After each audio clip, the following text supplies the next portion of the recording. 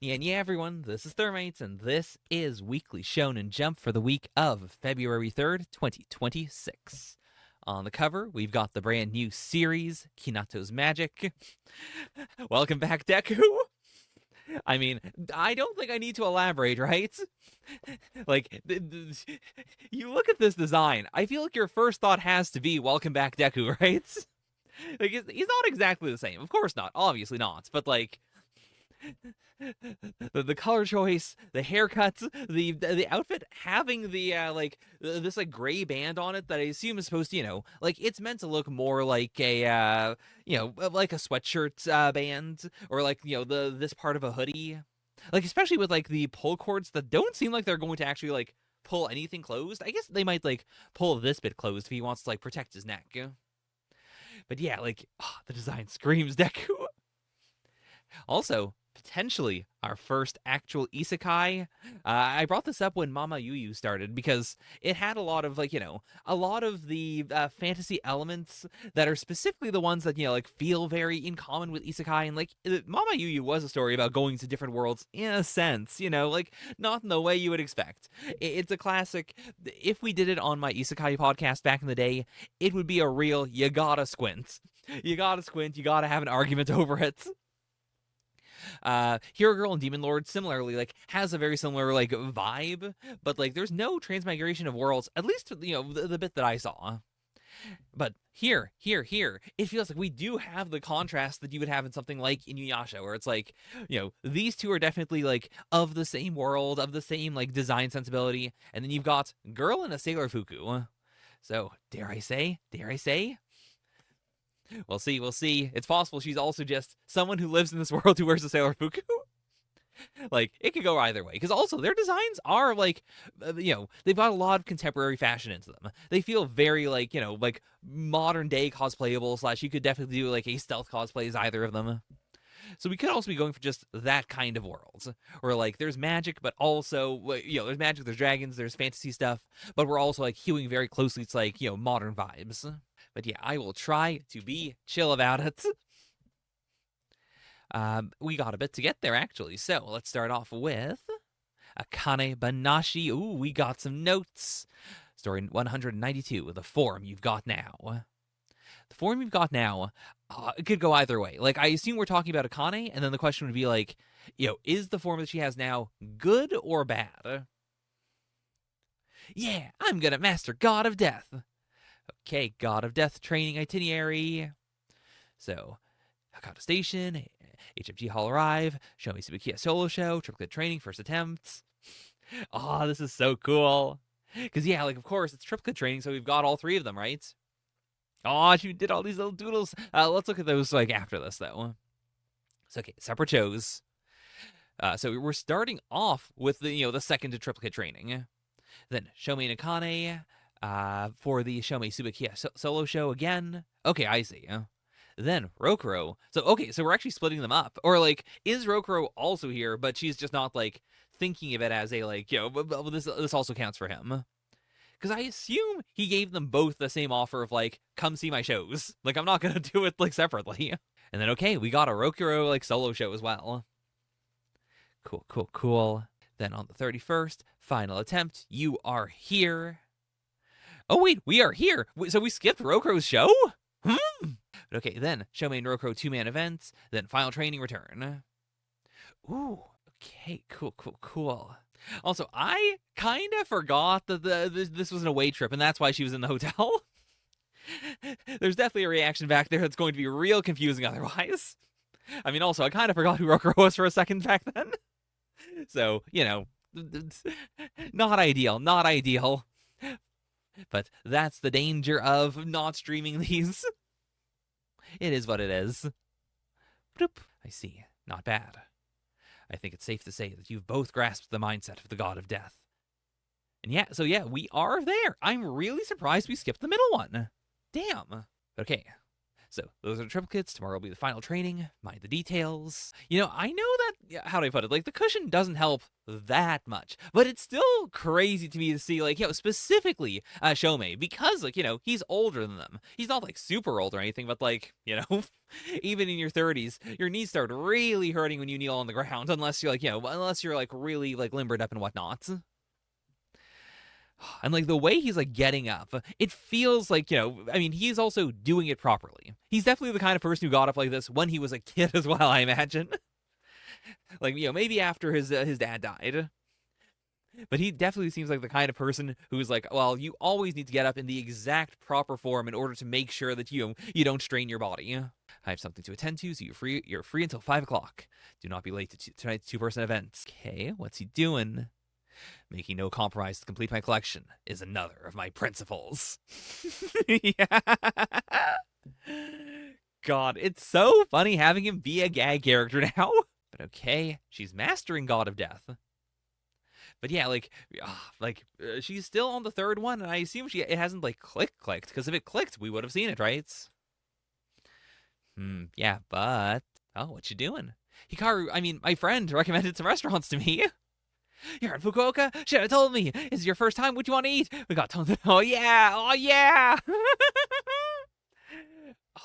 This would actually, I can definitely see the strength of, like, we could have had her here as well. Or we could have, like, figured something out. But having her be in the previous arc and then not being here is actually a really cool, like, structure. Okay, let's see this unlikely duo head out.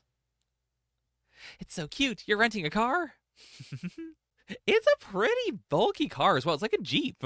Like, I'm surprised he would want to drive it. I guess, like, being higher up is safer. And he doesn't strike me as the kind of guy who would drive, like, an SUV or something. But I don't know, maybe a truck or something? But, like, realistically, just looking at his design, like, looking at his vibe and all that, I feel like he would want to be in, like, a sports car with a really good sound system. Ah, God. It's so cute seeing so many of the, of the people who get to be Akane's various, like, Anisans. Like, really enjoying it. You can, like, especially because so many of them have grown so much over a short period of time. Like, you can, the age gap isn't that big, and yet that's why it's so striking.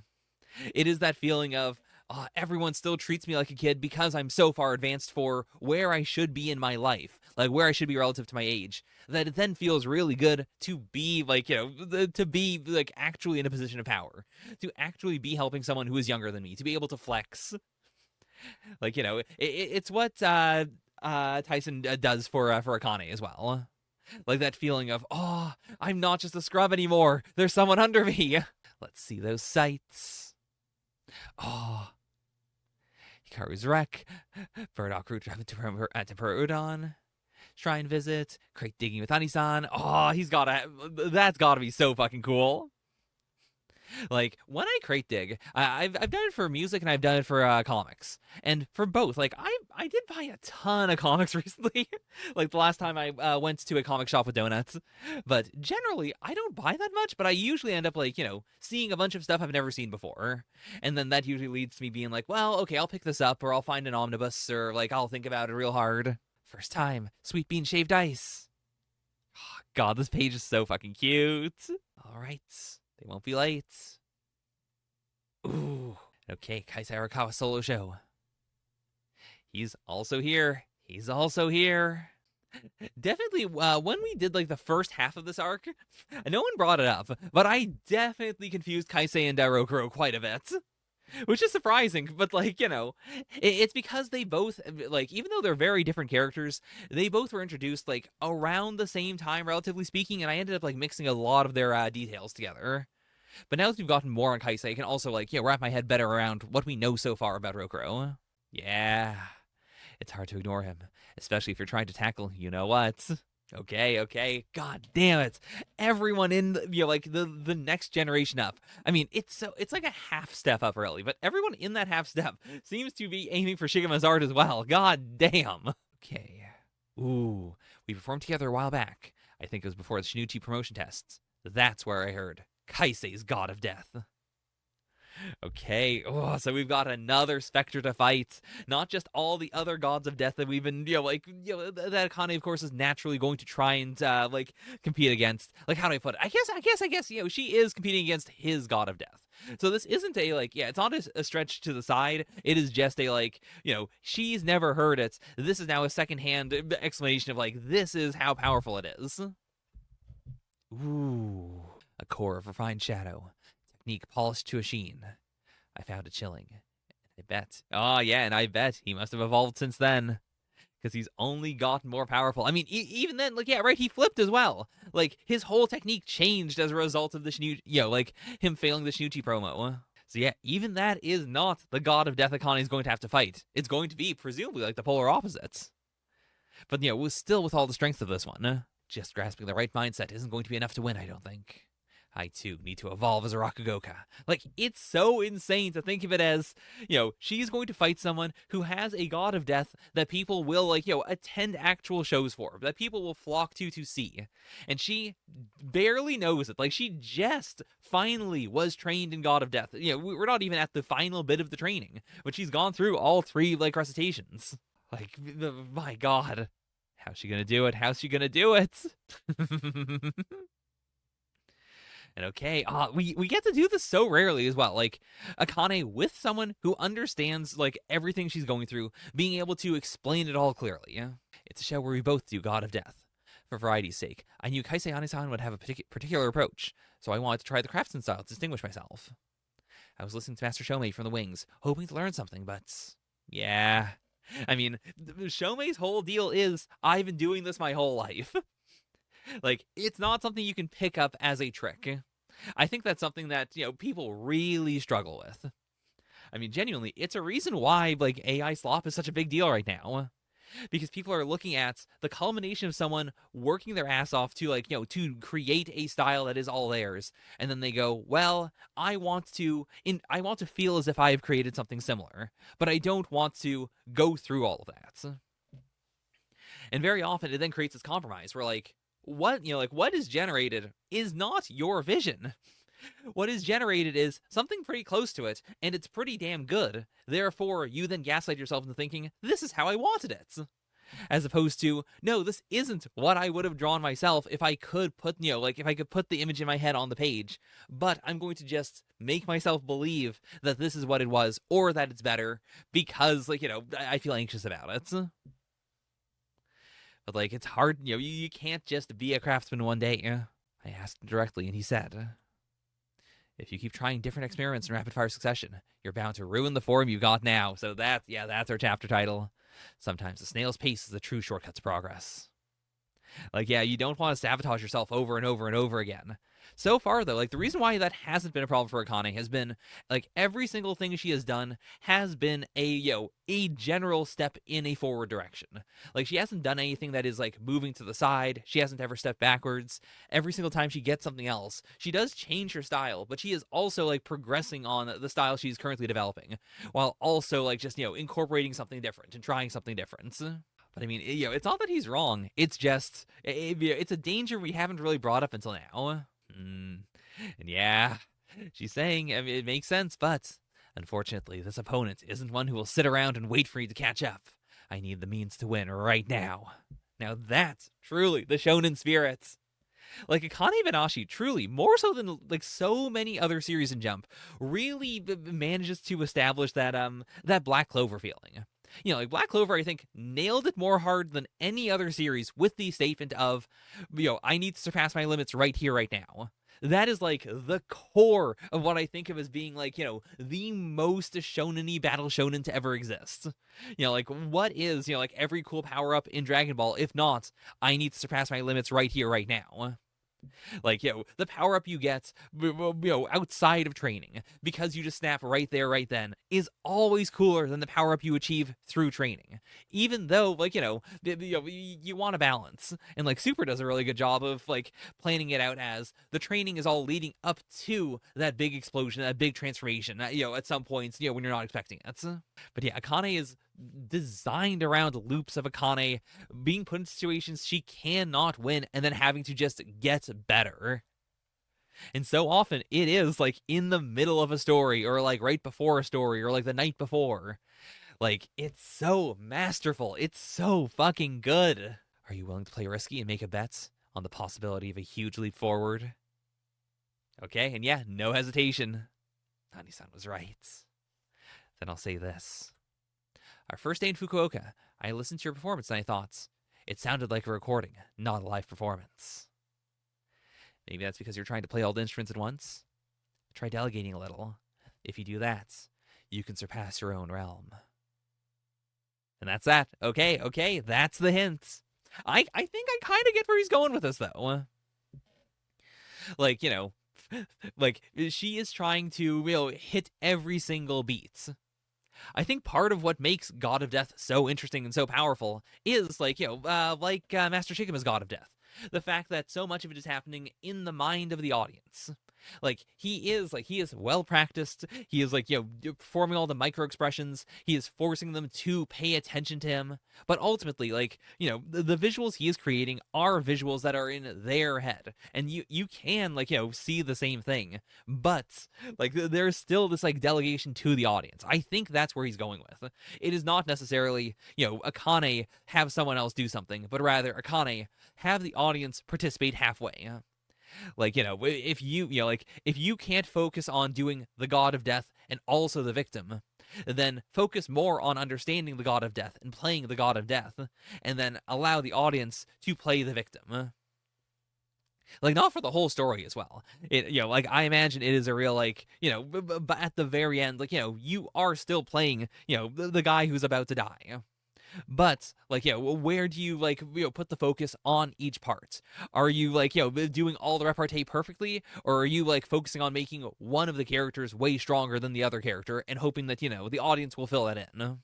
The only thing quicker than an explanation is a demonstration. Our practice together aside, since I made Futatsume, this is my first time hearing the brightest new star alongside Maikoru Ani-san, the Shinichi Rokuro Kashiwaya. Okay, what is he listening to this time? He does have such a cool gimmick that we've only really seen him, properly demonstrate once. And so he's presumably listening to something here. I'm also so curious, is he going to perform God of Death? I could definitely see it, considering that seems to be what we are doing, for this arc leading up into and going through the Ishokai. We've got 2 Gods of Death. Let's see a third one. But then again, they haven't finished. So I could also see it being a situation where, as a Shinichi, he wouldn't, fully play, he wouldn't fully perform it before he's, been given the final training because it would be disrespectful, maybe. So it's possible he'll instead perform something else and just, allow Akane to connect the details of, well, if I performed this story like this, imagine how I would perform God of Death.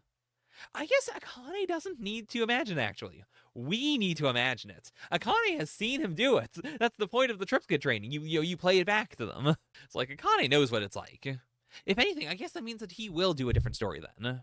The idea would then be as he's doing that, Akane could here or there flashback to his performances of God of Death in order to say this is what he has gained from this training, and this is how he's immediately implementing it even before he's finished. Because, we know that, the God of Death is two-sided, and there are an infinite number of ways to do it.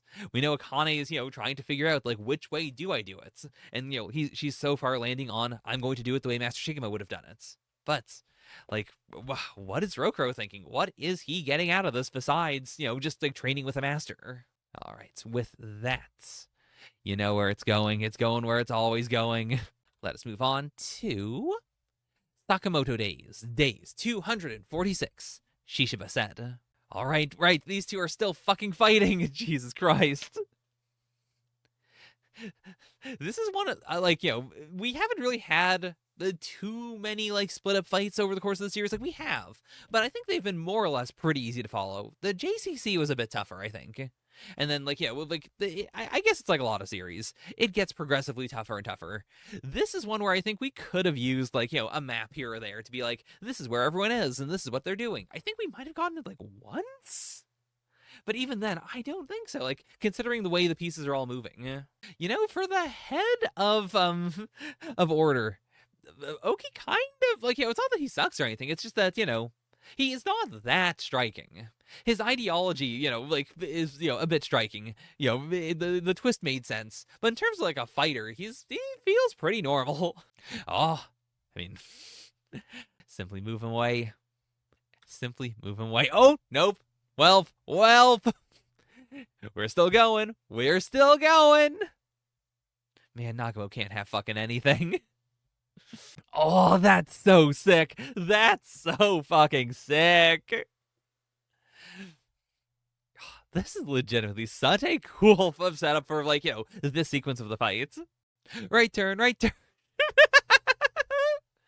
The fucking background NPCs. This fucking guy doesn't notice anything. Holy shit, this is so cool, though. Oh no, what the fuck? Okay.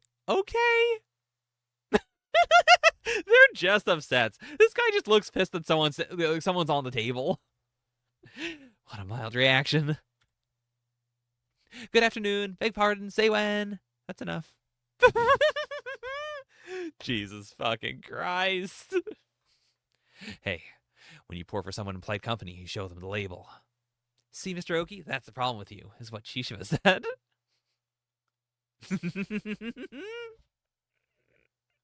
None of these people give a fuck. Oh, I still can't quite swallow it.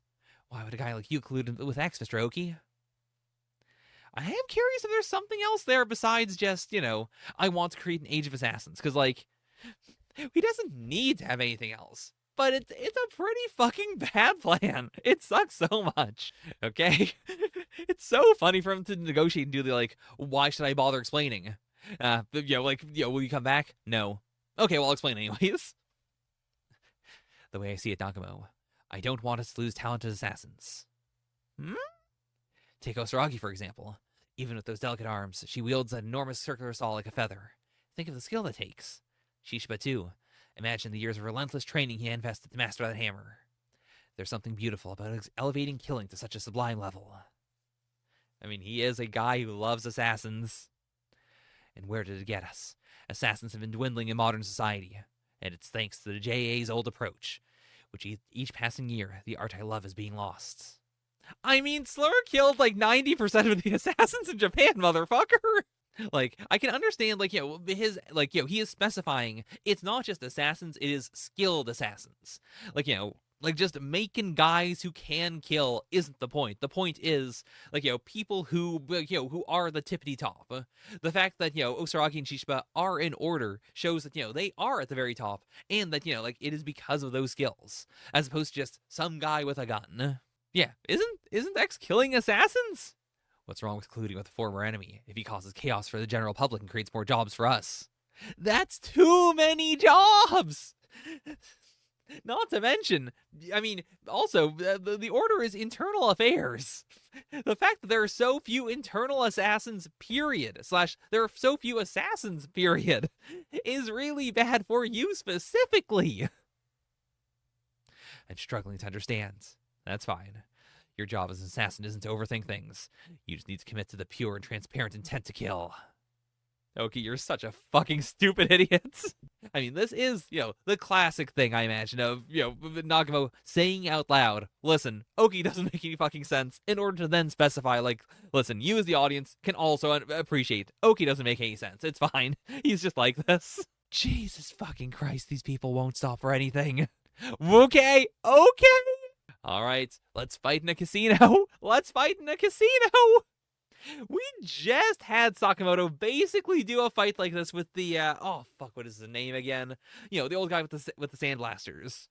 I guess that was technically like a pachinko parlor, but still. Also, are casinos legal in Japan? I thought that was the whole point of pachinko parlors, that they weren't. And like, this is definitely not a underground casino. This is a casino-ass casino. Oh my god. I mean, I guess I'm saying, are casinos legal also in a world where assassination makes up like 90% of all solved crime in Japan? So maybe the rules are just different. That's Sakamoto Days. Yeah, honestly, such a fucking breezy chapter. I'm not against it. Like, the action was absolutely top tier. Like, this is, the kind of breezy, flowy, super fun to watch, like, fight, like, fight choreography that Sakamoto Days is so good for. It's genuinely so much more interesting than the Akira fights. Like, the Akira fight has more emotional stakes, but, like, the choreography isn't that cool. And, like, the gimmicks felt so, like, extra gimmicky. So, like, like, we need to do a gimmicky. Whereas, like, this also has that Sakamoto flow of, each gimmick is both a crazy, ridiculous set piece while also being, like, it fully flows into the next thing, and it's not all natural. They are kind of just, like, doing bits, but, it's in a way that feels very, like, it feels good on the brain. The difference is that I like it, is what I'm saying. Anyways. But yeah, I might give this one the edge over Akane. It's a good chapter. It's like, it is everything I want from a Sakamoto chapter, besides really good writing. But I mean, also, I do think the flowy chapters are the best when there isn't that much dialogue to them. And this is a very simple chapter. And even the dialogue we do get is, like, we're slightly explaining a little more about Oki, but also saying directly, listen, this is kind of an excuse. It's fine. He's just like this. When I say he's just like this, I do mean it as shorthand for, this is his ideology. It's not going to change. This isn't a misunderstanding. Like, fundamentally, he wants to side with Slur because he believes that, it is correct. And anything he is saying after that point to justify it is, it's a justification. It is fundamentally flawed. That's Sakamoto. Next up, Ichi the Witch, chapter 68. Minerva was born in a quiet little fishing village. The nearby seas were placid, and the villagers were genial. It was a normal, rural hamlet with nothing special about it. Except that one part, where they offer human sacrifice to the sea every 50 years. On to the god of time. So specifically to him. So, like, she was sent to him specifically. So, like, does he do this every 50 years? Like, clearly, I do think Minerva is special. Like, of course she's unique. But, like, has he, been, like, spending time with people for 50 years and then giving up and then, replacing them with another person? Also, the cut from she's sitting on the docks to she's being sacrificed is so fucking funny. God, this page is so good. It's so good. We're so sorry about this, Minerva, but you're the only young woman with no family or set job. Please, we need you to be the sacrifice. Ride the Utsurobune to the time god. You're the only young woman with no family or set job is such a crazy statement. Like, you could just give her a job. It really feels like this is slightly rigged. It really feels like they had to have decided earlier, well, Minnie's going to be the sacrifice. And so Minerva was enclosed in the Utsurobune and sent bobbing on her way to the far stretches of the cursed sea. Wait, what? What are you? Why was a human inside this box? So he doesn't know about this. So they haven't been sacrificing these kids to him. Also, interesting that he was already on the chronostasis. So, like, did he make this place? I really assumed, of course, because of the way it started off, my thought was, she was, like, the last survivor of this vessel, and he's been, like, keeping it, sane. But I guess he either built this thing, or he found it and was just like, well, this is me now.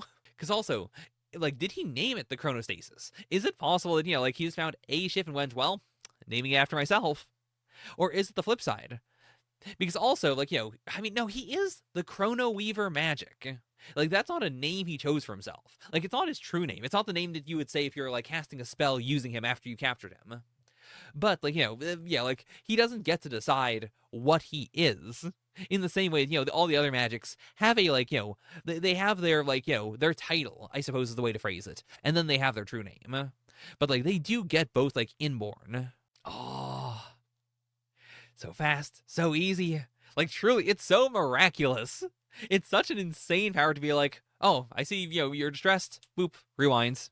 That also does mean, like, if what we saw last chapter wasn't a, if it wasn't a prophecy, if it really happened, I suppose he can just rewind Minnie. Like, I imagine the difference is going to be, like, he's bleeding, he's weaker, and so, like, a rewind, not to mention he's not, like, physically there. Like, being able to do magic from a distance is also, like, extra taxing. Like, we really set that up with the, with him freezing all of the brothers. So I guess it could be a, like, even if we're not physically together, I will rewind you, but it's, it's going to take a lot of my power. even though it doesn't require a ton of setup. Like, I'm thinking about this because that's gotta be what we're doing. That's gotta be what we're doing. But, like, how do I put it? Even though I think there's more craftsmanship in at the start of an arc you do something, at the end of the arc you call back to it. There's something really beautiful about, you do the arc, you do a flashback, and then in the end of the arc, you call back to that flashback. Even though, there's not that much distance between the two things, it still feels so craftsmanlike. I think because, your mind is, putting everything in its right place. But also, I suppose it has the benefit of, like, you get to see them so close to each other in proximity. Like, if he rewound Minerva at the start of the arc, I don't really remember what, like, the first thing he did at the start of the arc was. I guess, his first use of time magic was probably freezing everyone when they, when they tried to engage with him. So if he did something like that, I might be like, oh yeah, I remember that, but I might also forget. Whereas, like, doing it in a flashback then makes it very clear that I'm going to remember what that was. Then when we call back to it, it's like, okay, this didn't happen that long ago. You can now, like, you're calling directly back to it. The time god! Oh gosh, are you really them? You really exist! I'm a sacrifice for the village, so, please keep the seas calm, and, since I'm a sacrifice, are you going to eat me? I recall that moment clearly. The look on their face said, what a pain in my butt. Honestly, it's probably a safer thing than a smile. A smile can be scary. A smile can be dangerous. This look really sells the feeling of, I'm not going to hurt you. This is going to be a fucking pain in my goddamn butt. Chrono told me to wait for now, and that he would return me to the closest harbor in due time. And this is, of course, like, it's a little hiccup in his history with Kizashi, yeah? Okay, that's actually so interesting. So yeah, like, the boat wasn't actually going to get him regardless. Like, presumably, they've been sacrificing, people to the god of time this whole time, and, like, they've never gotten to Crow, because why would they? This was truly just, like, random chance. Like, it's also random chance that, like, her vessel wasn't destroyed, that he didn't just, like, blow it the fuck up. They truly are the most aggravating annoyance there is. A friend, maybe? She's so cute. I could rewind time to the point where you're back in your village, but affecting things beyond simple objects, like entire sequences of events, requires an extreme amount of energy. That's also a really cool way to, like, to limit him. Like, moving something backwards. Like, that's doable, but also, like, clearly it's, somewhat exhausting. And then the more complicated it is, the tougher it is. I mean, that actually does say a lot about how much power he's exerted, though. Because we've said directly, like, witches have come to the Chrono Weaver, and they've just shown up back in Manitou. Like, that's actually really fucking tough. Like, even if they're just, doing a straight line right to him. Like, even then, he's still expending a ton of energy and sending them back a far amount. Damn. Doing so while leaving your memories intact, even more so. It will also take up a lot of time on my parts. Like, yeah, that, again, we're really filling in how much he loves her. Because, again, like, yeah, we know for a fact, like, I guess we don't know whether the witches that he rewinds all the way back to Manitou, like, have all their memories. But I assume they would, because that would be, like, a deterrent. Not to mention, like, he's not doing this as a deterrent. He's doing this seemingly just for the ethics of it. Like, his immediate thought is, well, of course I'm not going to rewind your memories. Like, I would inherently, without even talking about it, I would want you to still have all of these memories. They were an incredible person who could do all kinds of things little human me couldn't imagine. They were also kind of a slacker. What are you doing? Aw, she cleaned up. Cleaning. It's only the inside of the ship, but it's the least I can do to thank you for letting me stay for a couple of days. An unnecessary bother. My environs have little effect on me. Maybe, but doesn't a clean room brighten your hearts? No. Aw, can't you at least try? I don't understand. God, I love them so much. I love them so much. I've got a weakness for size difference. I've got a weakness for tired old men, which is, like, I understand, Chrono is neither, but, the presentation really gives off big, I'm old and tired energy. Aw. Okay, I suppose I could acquire fish for you. Oh, man. Oh. Again, he has, he really does have empathy. Every single thing that he has done, like even from the start, like, it'd be so easy to make him really cold at the start and then to have him warm up. But like, he's very consistently been, caring for her. It's been in his own way. It's been in a way that doesn't immediately present as being caring. But like, you can tell he has an interest. It really is the difference of someone who is talking about you but is very blunt is still talking about you. They are interested in you. If they don't talk about you, if they entirely just, bypass you, or if they only talk about themselves, it says something else. And I know that definitely as someone who, I definitely spiral a lot, and so I talk about myself quite a bit, like in order to like keep a conversation going. And I always know how that looks. I keep on trying to not do that. Human, don't you hate your village? They willingly sacrificed you. Why do you not cry or shout or proclaim your hatred of them? I can't say there aren't any hard feelings. I cried when they chose me as the sacrifice. Why me? I wailed. I don't want to die. But if I knew if I ran away, they'd just pick someone else. I didn't like the thought of that. After a lot of crying and a lot of thinking. Ooh! Is that a feather? Is that one of his? No, it's a leaf. Damn. I saw a leaf wash out on a wave, only to flow right back. I realized most of us born in the village died there, but I got to leave the village and die out on the vast sea. That made me think I might get to go somewhere no one had ever been before. Then, all of a sudden, it seemed like a big opportunity. Not that I ever expected to get taken in by the time god himself. Cute, cute, cute. So yeah, I worked it all out and got over it already. I'll be okay. Besides, here I am, still alive. Life's too short to waste it on hatred. God, she's so cute. And I mean, even not thinking about his whole immortality thing. Like, she said that right from her heart as someone who faced mortality and pushed through it. Like, they are such perfect opposites. Of course, he would then think about that. Not to mention, like, Kisashi's such a cool medium point. Like, Crow is, basically immortal. Kizashi is, like, super immortal. Kizashi's got so many fucking lives. Like, Kizashi is the definition of someone who throws away lives. Both in the sense of, like, killing people, and also in the sense of just, like, being willing to die over and over and over again just for a thrill. Whereas Minerva, isn't doing this for a thrill. She's doing it, as a form of coping. But also, she is doing it in order to make meaning of her life, as short as it is. And of course, that's the bit that gets him to, to start being like, you know what, okay, I'll look at your cooking. I'll help you pack up. Oh, God, he's twice her height. They're having tea together. And okay, so yeah, he was sailing the ship back. Like, it wasn't just a, like, I will send you back when the time is right. It is a literal, like, I will actually have the ship go to your village. Okay, all packed up. And yeah, she's willing to go, and we know she doesn't want to be a burden. Is Chrono going to be the one who says, please stay? Oh, thank you for letting me stay with you these last few days. It was a lot of fun, really. The best days of my life. And yeah, she hasn't decided. Even here, she's not, she hasn't decided, do I go back or do I, like, head out into the world? I can make it on my own just fine. It'll all work out somehow. I'm sure of it. Oh, she's crying. She's crying. She doesn't want to go. She doesn't want to go. Oh. As she said, these were the best days of her life. Aw, I know you don't need anyone to cook or clean, but I promise I'll do my best to stay out of the way and not bother you. Please, can't I stay here with you? Aww. You finally cried. Aww. And yeah, he didn't say you can.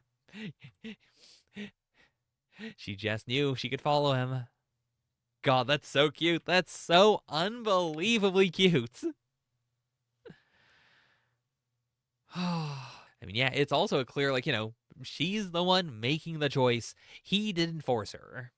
Like, he is so unbelievably almightily powerful that if he was the one to say, please stay, like, even though I do believe, she does love him, even here, like, because these were the best days of their lives.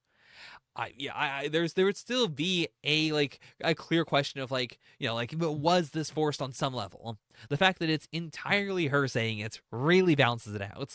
Oh, is this his first bath ever? Like this, maybe. Oh, they're tanning. That's so fucking cute. That's so fucking cute. God, the fact that her chair is so much smaller than his. Sorry, I keep on bringing it up, but I do love size difference. Ah, she's so fucking tiny. I mean, just the difference in their postures as well. Like, this one is so good because they're hitting the exact same pose, and it's so funny on both of them. Like, she looks so way too immature for this. He looks way too serious for this. They are both, to different degrees, the kind of character you would never imagine doing this. But of course, the bath is cute as hell because she can barely reach him. How'd she even get these suds up there?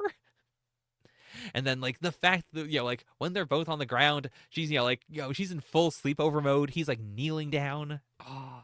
They've got, like 2 books and 1 scroll here, which also feels like a real, he's busting out his personal collection. God, so cute. When did he get her the sailor uniform? Where'd you go? Dirt. Oh, dirt? Watch. Oh, grew her a flower. Wow, it's pretty. Isn't this... When we read that book, you said you wanted to see one. The season isn't right, but that matters little to me. That's so fucking cute. That's so insanely cute. Because also, it's so him to do it without explaining it. Like, he just fucked right off. But also, like, her reaction, I think, is so telling. Like, she's just happy to see him after, like, that absence. There's something so insanely comfortable about that.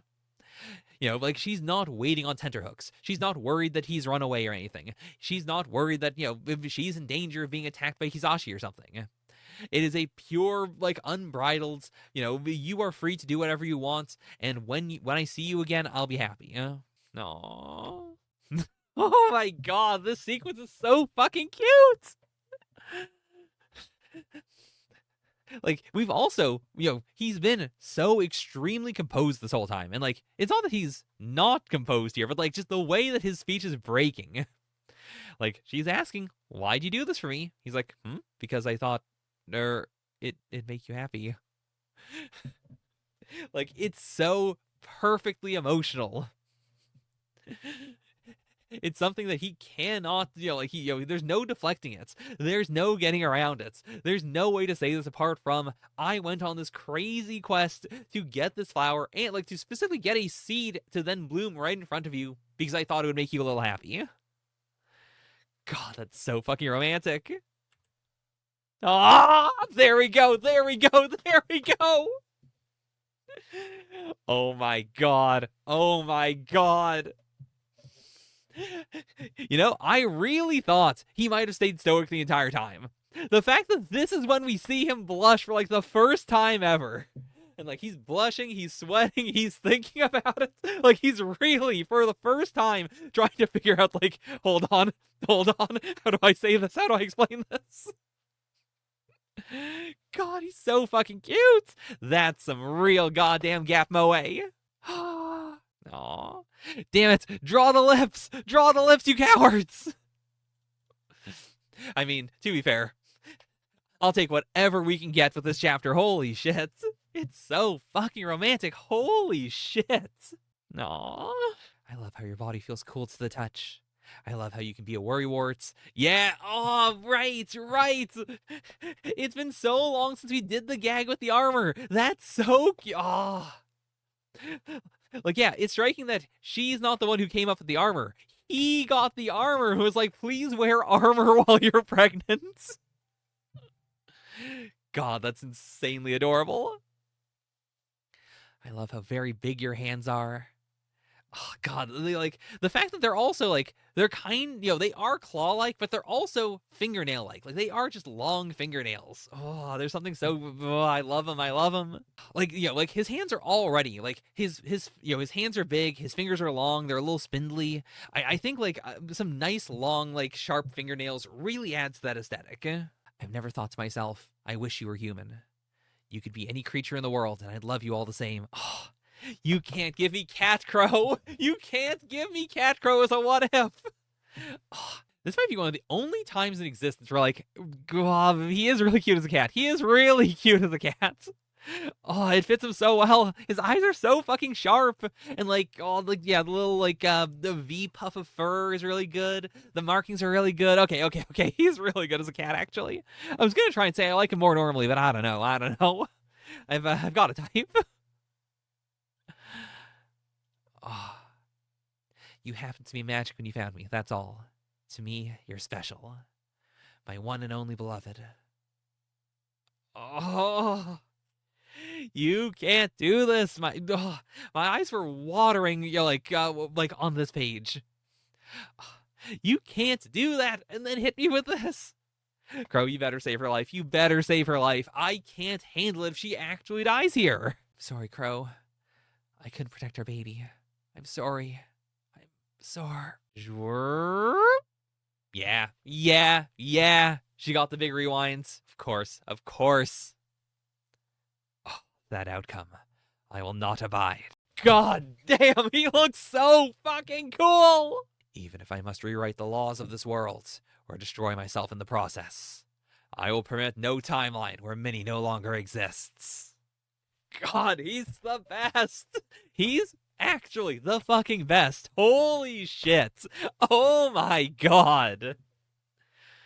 Oh, incredible chapter. Incredible chapter. Holy shit. Oh, banger, absolute banger. Oh my god. Oh, that's going right to the top. Easy, no doubt about it. Oh my god. And like, it is, I think, the perfect fake out death, quote unquote, in that it is a death where, like, as it's happening, I'm going, I don't want this to happen. Like, it's very tough to do that. It's unbelievably tough to do that, because it would have been a hell of a moment. And maybe in hindsight, when my heart's been hardened a little bit, I'll look back and I'll be like, oh, that would have been a cool thing to do in that moment.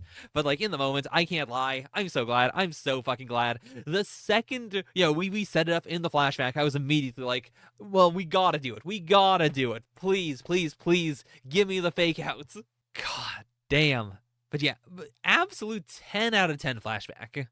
Like, maybe the best one we've gotten in the series. Like, Gokuraku's would be a hard number 2, and it's way longer. And yeah, like, we have way more, like, build up through it. It is, by the very nature of it. But even so,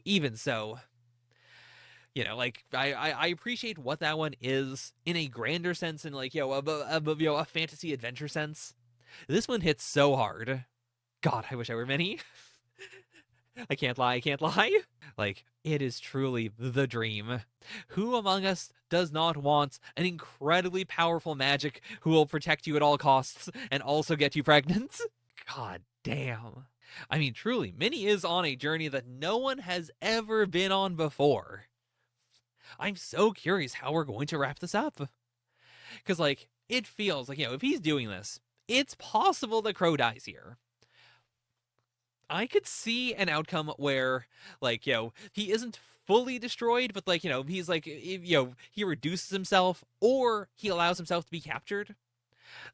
I think that one is too convenient. That one, I think, would actually feel bad, because it's like, well, okay, I understand and it makes sense narratively speaking, but it feels like, we're reducing him to a power-up. Whereas, like, if he fully dies here for good, or, like, we don't know what really happens when you destroy a magic. It's also possible he'll, like, be reborn. There'll be another Chrono Weaver out there at some point. He's also leaving behind an heir, which, obviously doesn't mean he's going to be alive. But, in the same way that, any parent leaving behind a child has created a legacy. We could also have that, not in a, like, power system sense, but just in a true, like, his memory lives on. Oh. But yeah, it's real tough to write a chapter like this. God damn, they stuck the landing so fucking hard. Crow's definitely in like my top 5. Easy peasy already. Instantly iconic. Instantly, unbelievably good character. If he doesn't crack the top 10 in the popularity poll, I'm gonna fucking lose it. But also, there's so many good characters in the series that I can understand why, why it's possible it wouldn't happen, but like, come on, have some taste. It's legitimately crazy to me that, all of this wouldn't have happened if Kizashi hadn't, by a sheer whim, brought Minnie to him, not knowing it, not truly not expecting that to, to be anything, not expecting there to be a human being in there, but just, what are the chances? It's fate. It really is fate. Well, fate, destiny, coincidence, however you want to phrase it. God, they are such unbelievably good opposites in every single way. They are the kind of ship that, you dream of as a child. Man, even Clamp. If Clamp is reading Ichi the Witch, they are fucking drooling right now. They are losing their goddamn minds. That's the highest praise I can give it. That's Ichi. I gotta take a break. I don't think I'll be doing the live stream this week, but my god. Incredible, incredible, incredible. All right, next up. Kinato's Magic, Chapter 1. Mana, a mysterious energy that quietly flows through all things. However, only certain beings can control that mana. Those beings are called mages. My name is Kinato, and I'm a mage. This is such a specific first chapter structure that I think we've all seen before multiple times, right? Like the specific power system, and then, guys who use that power system, and then this is me, I'm one of those. Does anyone know the example of that? I'm not saying it as a negative necessarily. I've definitely read a lot of bad series that have started like that, but I'm not saying it as this is net neutral to me, because it is a solid way to start. It's a real how do you start anything? It's the scariest thing to do. Just laying out, hey, here's the hook, here's the thing, works so well. I assume a 2-page spread. Boop. Ooh, actually not. Pelvic realignment, fascia release, warming circulation surge. I took over the family business. Now run this town Seitai clinic where I help people realign their bodies and energy. Okay. We're doing another sorry. I wasn't expecting another medical series. Okay. I mean, like I said for Underdoctor, always down for medical series. Damn, what's in the water at Jump Headquarters? Because also, yeah, this is supposed to be a smock, actually, yeah? It is definitely still also cut like a hoodie, without a hood, funnily enough. But, if we're also doing sort of a medical smock situation, that's cool. Kinato's Magic, Chapter 1, Kinato's Magic. I mean, there are many different ways we could go with this. Are we gonna set this as a he keeps his head down low, or do we do a actually your magic is super fucking broken? Because we already have one thing running in Jump right now that is, your magic seems really stupid, but it's actually stupid broken. I could see that. Using some magic to control orb. I suppose this might be your classic orb that glows with your color when you test yourself, or it determines your your class or whatnot. Because it's got this symbol on it, which is also this symbol, which is it seems just the sigil for magic. It's a cool idea to have one sigil specifically that is the universal one. Though I guess to be fair, maybe it's just his. Because, yeah, we also have a full-ass logo here with the sigil in it for the O, so it probably is, literally, Kinato's Magic has that shape to it. Oh, yeah, that's a real-ass logo. Story and art by Kento Amamiya. Ooh, don't know that name. Suspiciously similar to Keita Amamiya, but I assume no relation. Kento Amamiya. Okay. So yeah, they've done wait a minute, hold on, that's Shadow Eliminators. Okay, this is the Shadow Eliminators guy. Gonna be honest, I did not give Shadow Eliminators a lot of space to grow, so let's see how this goes. Boop. Manutuka, a country town in the eastern part of Ruhuna Kingdom. Okay. And also, how do I put it?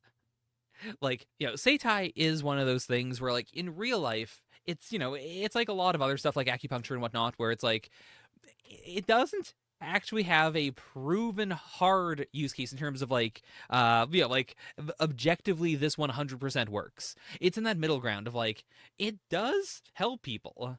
There is something going on, but whether what people teach as this is how it works, if that's actually how it works, unclear, extremely unclear. So using that within the confines of a world where there's actual magic and where Kinato is like literally using actual magic to do it is a really interesting idea. Like, it's like if you had like a chiropractor witch, for instance. Like, chiropractic is not an actual thing.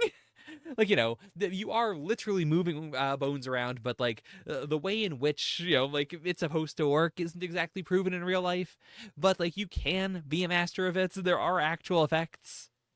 If you had like someone who actually had chiropractic magic, like, which direction do you lean in? Do you lean in on just like, this is better? Like, how do I put it? Is Seitai a thing in this world that you can do without magic? Or is it because Kinato has magic that Seitai works? Town Seitai practitioner, Kinato. Oh, it's so like amateurly drawn, which is not the vibe I was expecting, actually. It's thanks to you that I always feel healthy enough to keep working, Kinato. Okay. Okay. He also, like, closed his wound to speed up his healing. Man, I've got nothing but respect for Seitai magic. You don't miss a single detail, Kinato. So, okay, yeah, it is his, like, all he can do is Seitai magic. But, come to think of it, I bet those guys from the Adventurers Guild are even more incredible. Why would you say this? Why would you say this? There's even people who can use magic to shoot flames. They're totally different from you, Kinato, in a good way. Okay, so we are, like, setting the scale of, like, listen, what would a random average person in this setting right now consider to be pretty impressive? What if you could shoot fire? Yeah, all I do is adjust the flow of mana to enhance my therapeutic treatments. So, okay, so it probably is a, like, like, you could do Seitai without magic, but, he is just, like, his Seitai magic is designed around, like, just enhancing it. Okay, Innkeeper's daughter, Linnae. When I saw the cover, my immediate thought was, she's probably from, she's probably from actual Japan. But if she's the Innkeeper's daughter, probably not then. Probably not. Okay, that's a good punchline. I mean, in the same way that, like, this is a punchline. Like, it didn't, like, hit me as such. But, it is a clear, like, oh, he's doing some sort of magic. He's doing some sort of magic. What's he doing? What's he doing? Oh, it's Seitai. Like, it doesn't strike me as silly necessarily or, like, like, that surprised, but it's definitely supposed to be the vibe here.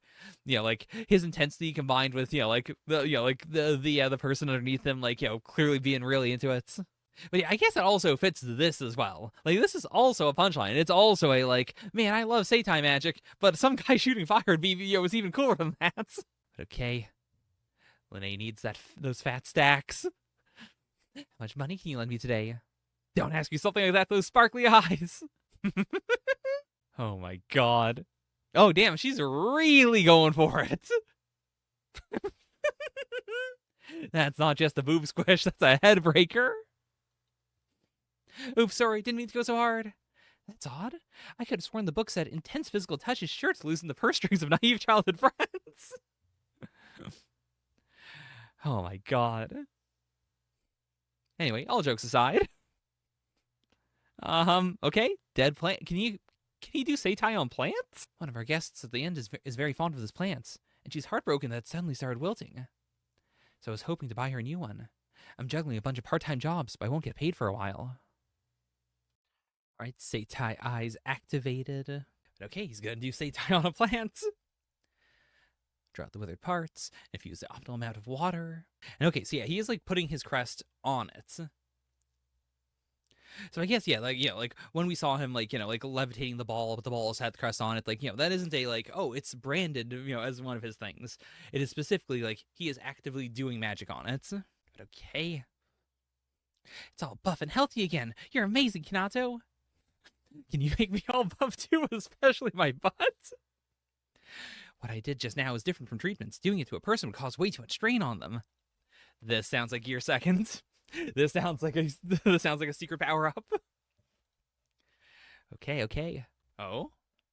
Excellent. That was some impressive magic. I've heard all the rumors about you. You're the only mage in this town. Okay. So again, scaling it as, like, he's the only one here who can do magic, period. Like, like magic's pretty damn rare. At least out in the boonies. At least out in the boonies. But, like, even here, he's not, like, people are walking up to him and going, well, it's not shooting fire. That's cool. Those three are adventurers. Yesterday at the inn, they asked if there was anyone who could use magic around here. And yeah, judging by the vibes, this seems like a classic three goons in an alley situation. I assume they've got to be evil. They're gonna jump Kinato, no doubt about it. Adventurers. They belong to guilds and travel all around the world taking on missions. Their quests include everything from slaying monsters to conquering labyrinths and guarding kingdoms. They're undeniably the experts in combats. This might truly be the closest we've gotten to, like, what I think of as, like, the classic, quasi isekai, quasi just, like, generic fantasy vibes of, from a series in Jump, period. Again, not a negative necessarily, just saying, like, Mama Yu really struck me for being so close to that, but so, like, significantly different. But yeah, judging by, of course, this mask, which looks super, super specific, super cool. The outfit looks super dope. We've got a lady back here with a very prominent butt. I'm guessing this is a party we're going to actually see. There's no way it's not. This is dripping with vibes of, like, oh, this seems like a generic stand-in right now, but for sure, Kinato's either going to, like, meet these guys or join these guys. Okay. According to what Miss Linnate here told us, we hear you're a very powerful mage. Okay. Oh no. Really pulling out the, like, oh, your power controls plants, no, all of nature, doesn't it? No, it's therapeutic. Okay, so yeah, that's the button we're really gonna mash. Okay? You're right. My shoulder isn't as stiff anymore. So awkward. But I mean, again, it doesn't strike me as that awkward. Like, in the same way that, how do I put it? Relatively recently, there was that art on Twitter of, I say that as if you're going to know what this is in, like, a year. There was art of, like, the female adventurer who never takes off her helmet. What does she look like under it? And then you see, like, oh, it's, like, censored, and she's actually, like, very disfigured. And that really hit me hard as a, like, yeah, we never see that. Anytime a character, is said to be extremely disfigured underneath their helmet, either we just don't see it, period. Which, then keeps us in that, like, Schrodinger's Valley. Or we see it and it's not that bad. And so it's so rare to actually have it be that bad. Like, it's so surprisingly rare. Similarly, like, like, the potential humiliation here doesn't really hit me that much. Number one, because to be fair, I don't really have a basis of Seitai is lame in my head, which is clearly the vibe here. It's clearly supposed to be the gag. But also on top of that, listen, I've seen too many things where someone has a quote-unquote lame power. It's the strongest shit you've ever seen in your life. But, like, on top of all of that, there's the added thing, that again is so common in isekai of oh, your power's so stupid, the classic betrayed by my adventuring party. Where it's like, these guys are not going to treat a healer very well. They're going to treat him like shit if he were to join their party as a healer, as a Seitai practitioner.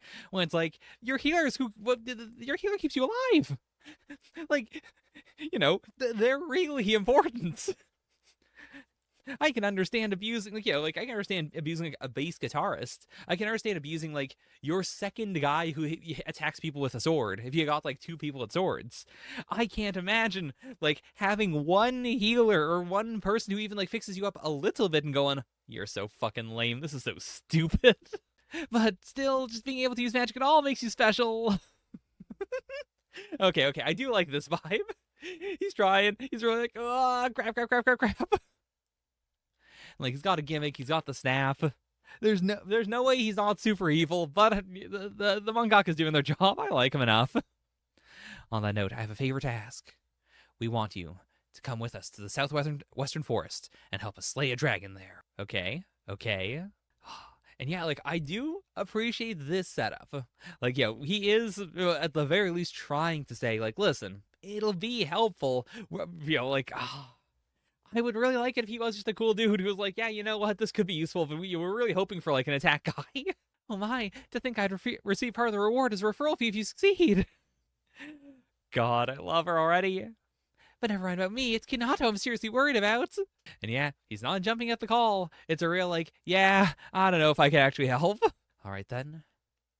We won't force you or anything. Give it some thoughts. And yeah. So it is this real like middle ground of like, listen, number one, we'll pay you. Number two, it's an adventure. Number three, like, what if the dragon attacks this place?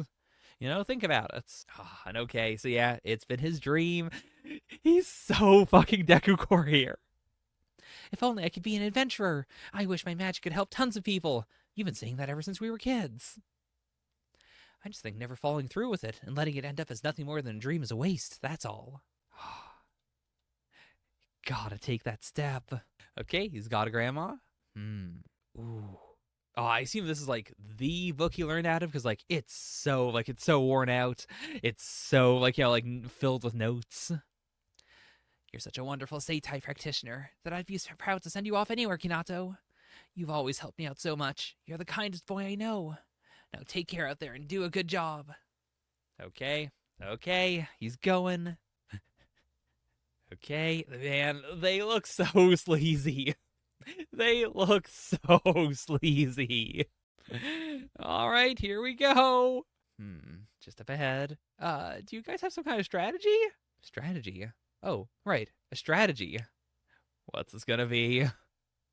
Basically, it was lure him to the spots. Okay. So no dragon. They're just gonna kidnap him, right?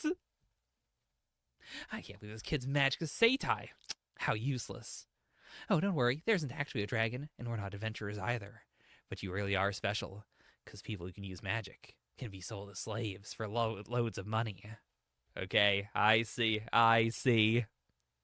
Oh, they got a full-on bandit camp. Okay. Damn, it was so much simpler than I thought.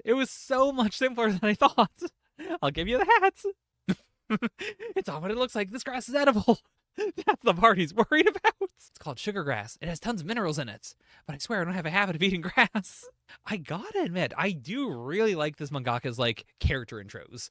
Each intro that we've gotten has been really snappy. They've all been a really good how do I put it? This is the first one that is a hard you start with this is not what you'd expect. And even then it is a beat and then real strong reaction.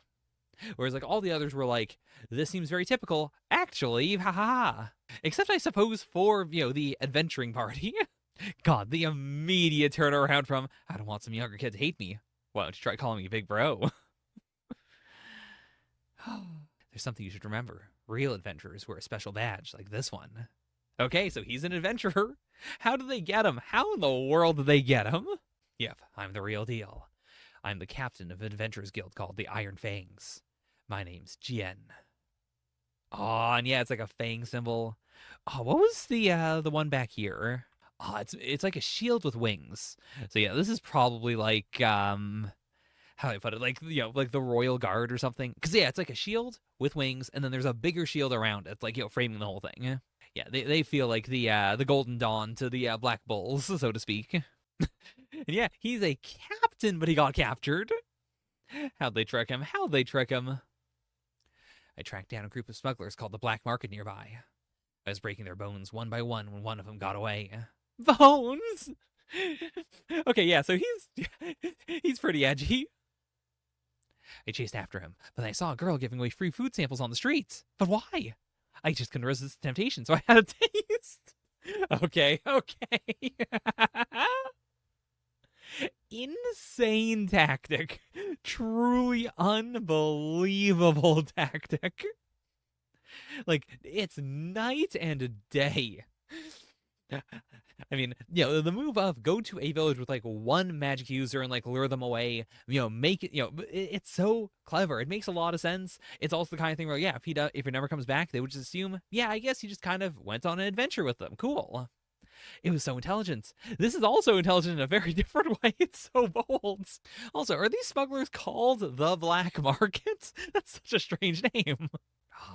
This rope's some kind of magical device, and it's a huge pain.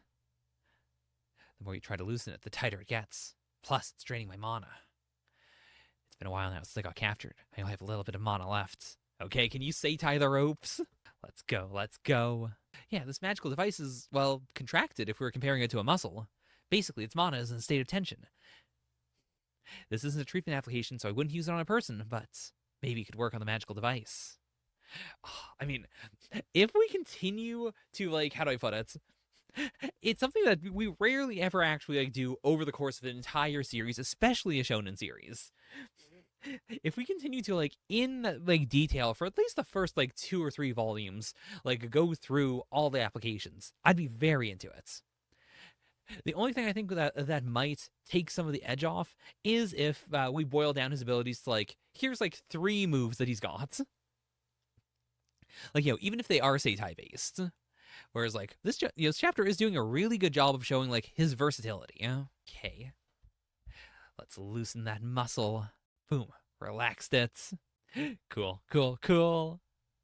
Damn, you're good. You saved me. But okay, let's see what a cool, badass adventurer does. I'm still putting my, my money on, Kinato's definitely gotta like boost himself up for the, for like the final punch, the final fight, right? That rope's got complex magic layered on by several mages. Okay, I mean, to be fair, the kinds of magic we have seen thus far, like, the Seitai magic is also really broad. Like, it is very much a jack of all trades situation. It does remind me a little bit of the Mage Next Door in terms of, like, the difference between having, like, one really strong ability versus having a ton of, like, useful abilities that are all individually, like, hyper-specific. Like, if it takes multiple mages, I guess also, to be fair, like, the magic wasn't broken here. Like, he relaxed the rope, but the rope is still obeying, like, the rules, that are under it. Like, it is simply like the tension has been relaxed in the same way that, like it can get tighter or looser. Like, that is a cool idea in its own right. The idea of, like, as someone who fights slash, deals with situations not via breaking anything. Okay, time to get owned. What the hell is his magic gonna be? Like, we don't really have anything to go off of besides maybe the scar. Like maybe lightning. Oh my god. Okay, raw force. Raw force. Our merchandise is getting away! Somebody catch him! Oh my god. Okay, that's a good gag. That's actually a really good gag. So that's how the captain of a real Adventurers Guild fights. And I am genuinely really curious, like, is he enhancing his physical strength? Like, is this a situation where he's using magic to, like, to enhance his body? Or is he just like this? Is he just doing it? Because, like, it was also sucking all the mana out of him, so it's possible we won't see him do a spell. What's with this classified book?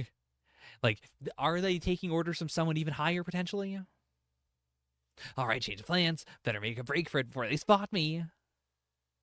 Huh? Oh, wait a minute. That's a claw. Is this a real dragon? Is this an actual dragon? Whoa, you really are a captain, aren't you? I totally believe it. You're way beyond awesome, Jien. Oh yeah? I'm awesome, right? You changed your mind about me, huh? Okay, yeah, he's into him. He's really into him. I really thought this was going to be a real, like, no, I'm taking it back, you suck. Okay, let's see this fucking dragon. Yeah, yeah. Oh, that's a sick page.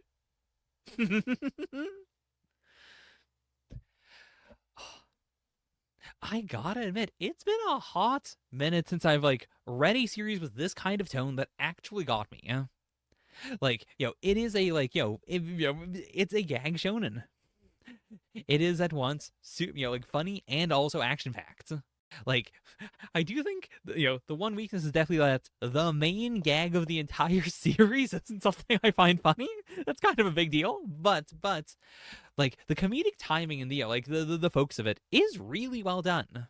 Like, this layout is just plain good.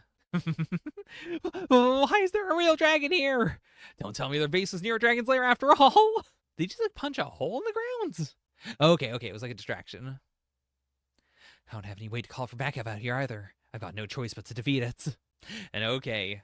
So yeah, just his martial arts skills. That's legitimately such a cool way to also, like, to build up the question later on of, like, what is his magic like? Like, it's the eternal struggle that, I think a lot of series have to find a way around at the start of, like, do you either have everyone be really weak at the start and actually grow and grow and grow over the course of the series? Or do you, like, have someone who's really strong at the start, but then create a reason why our main character, who is usually, very weak, can still, like, do better than the person here who should be really strong? Oh, I adjusted the mana you had left and realigned your joints so you can move at full range. Hell yeah. I mean, that's the power of a support. Your magic is the type that's really kind and caring toward others. You have my word that I'll protect you and your town, but it's dangerous, so you better get out of here. Okay. God, just going in hand to hand against the dragon is legitimately a really cool idea. I mean, also, having Kinato run away is a really clean way to be like, we don't have to do a lot of choreography here. If he's trying to save me, I gotta help him too. Come on, realign the dragon. Realign the dragon. I can feel it. Like, it's, how do I put it? It was either, like, the three choices are realign Jiren, Jien, which he already did. Then realign himself, make himself super strong, such that he accelerate himself for a big cool final punch, or realign the dragon to, like, make it weaker. I think we're going for, like, we're gonna weaken the dragon. But I think it would also make a lot of sense too. We could do that and also have him do a big punch. But I also think it might make the MHA comparisons too strong if Kinato goes in for a big super punch. This massage ball is full of mana. Okay, that's what was on the color page. To be precise, his magic works by adjusting mana and controlling it, setting the flow of all types of energy into motion. He's a kind boy. He always uses his magic for the good of his patients. But I wonder what would happen if he were to cast off those restraints. Yeah, let's go. Okay, well.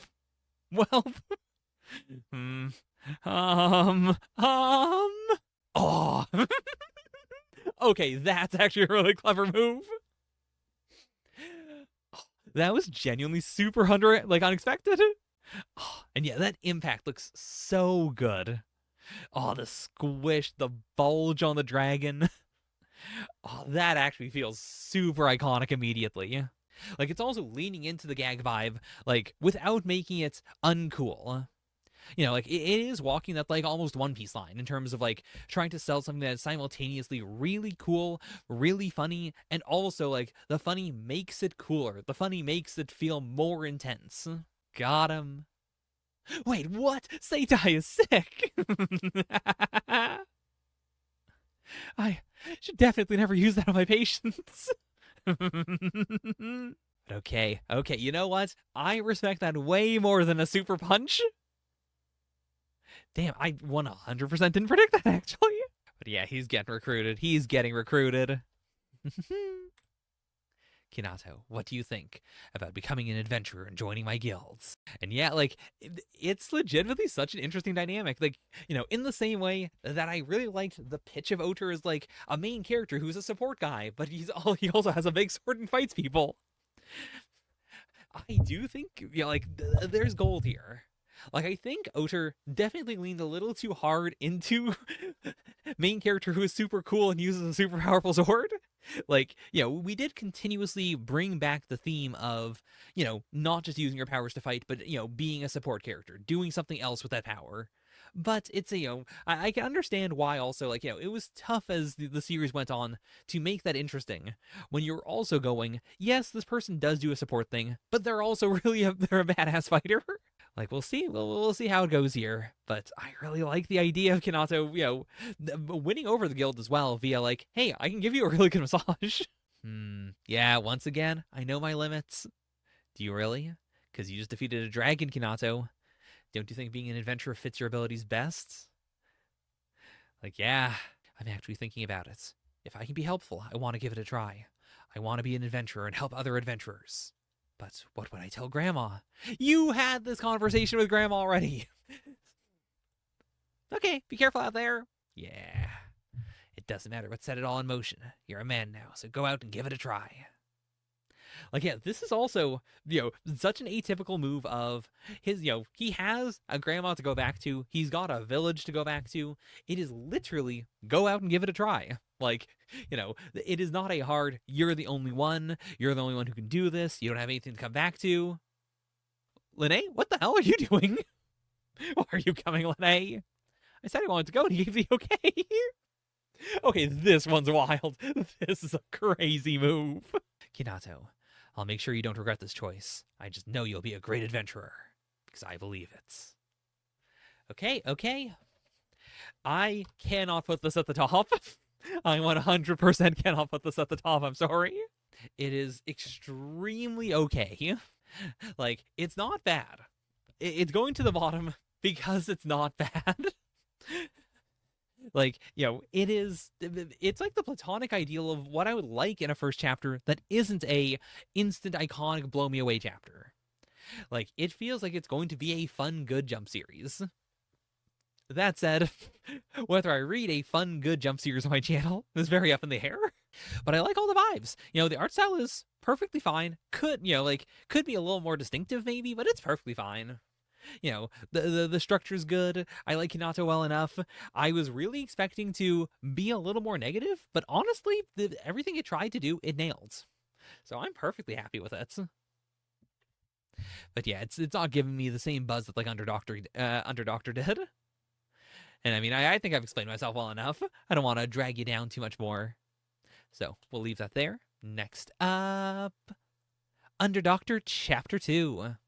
A normal doctor. Oh. Man, this logo is legitimately so cool. Okay, starting off right at the end of last chapter. Like, that was such a perfect place where we could have just done a hard skip to another location. But okay, we're still going. Okay. Man, he's barely gotten to sleep. Like, he fell asleep as it was falling. He's sleeping now. He's about to get interrupted again. I mean, how do I put it? He's not trying to stay asleep, but he's really sleeping through this helicopter coming down. Sorry, Chiwa.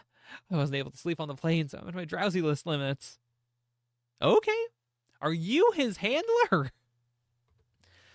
You're someone who nearly killed himself by taking a nap in the middle of the North Pole, Doctor, so I'm used to it. Sorry for all the trouble. I wish I could see some improvement, though. If you die, Doctor, I'm the one they're going to yell at.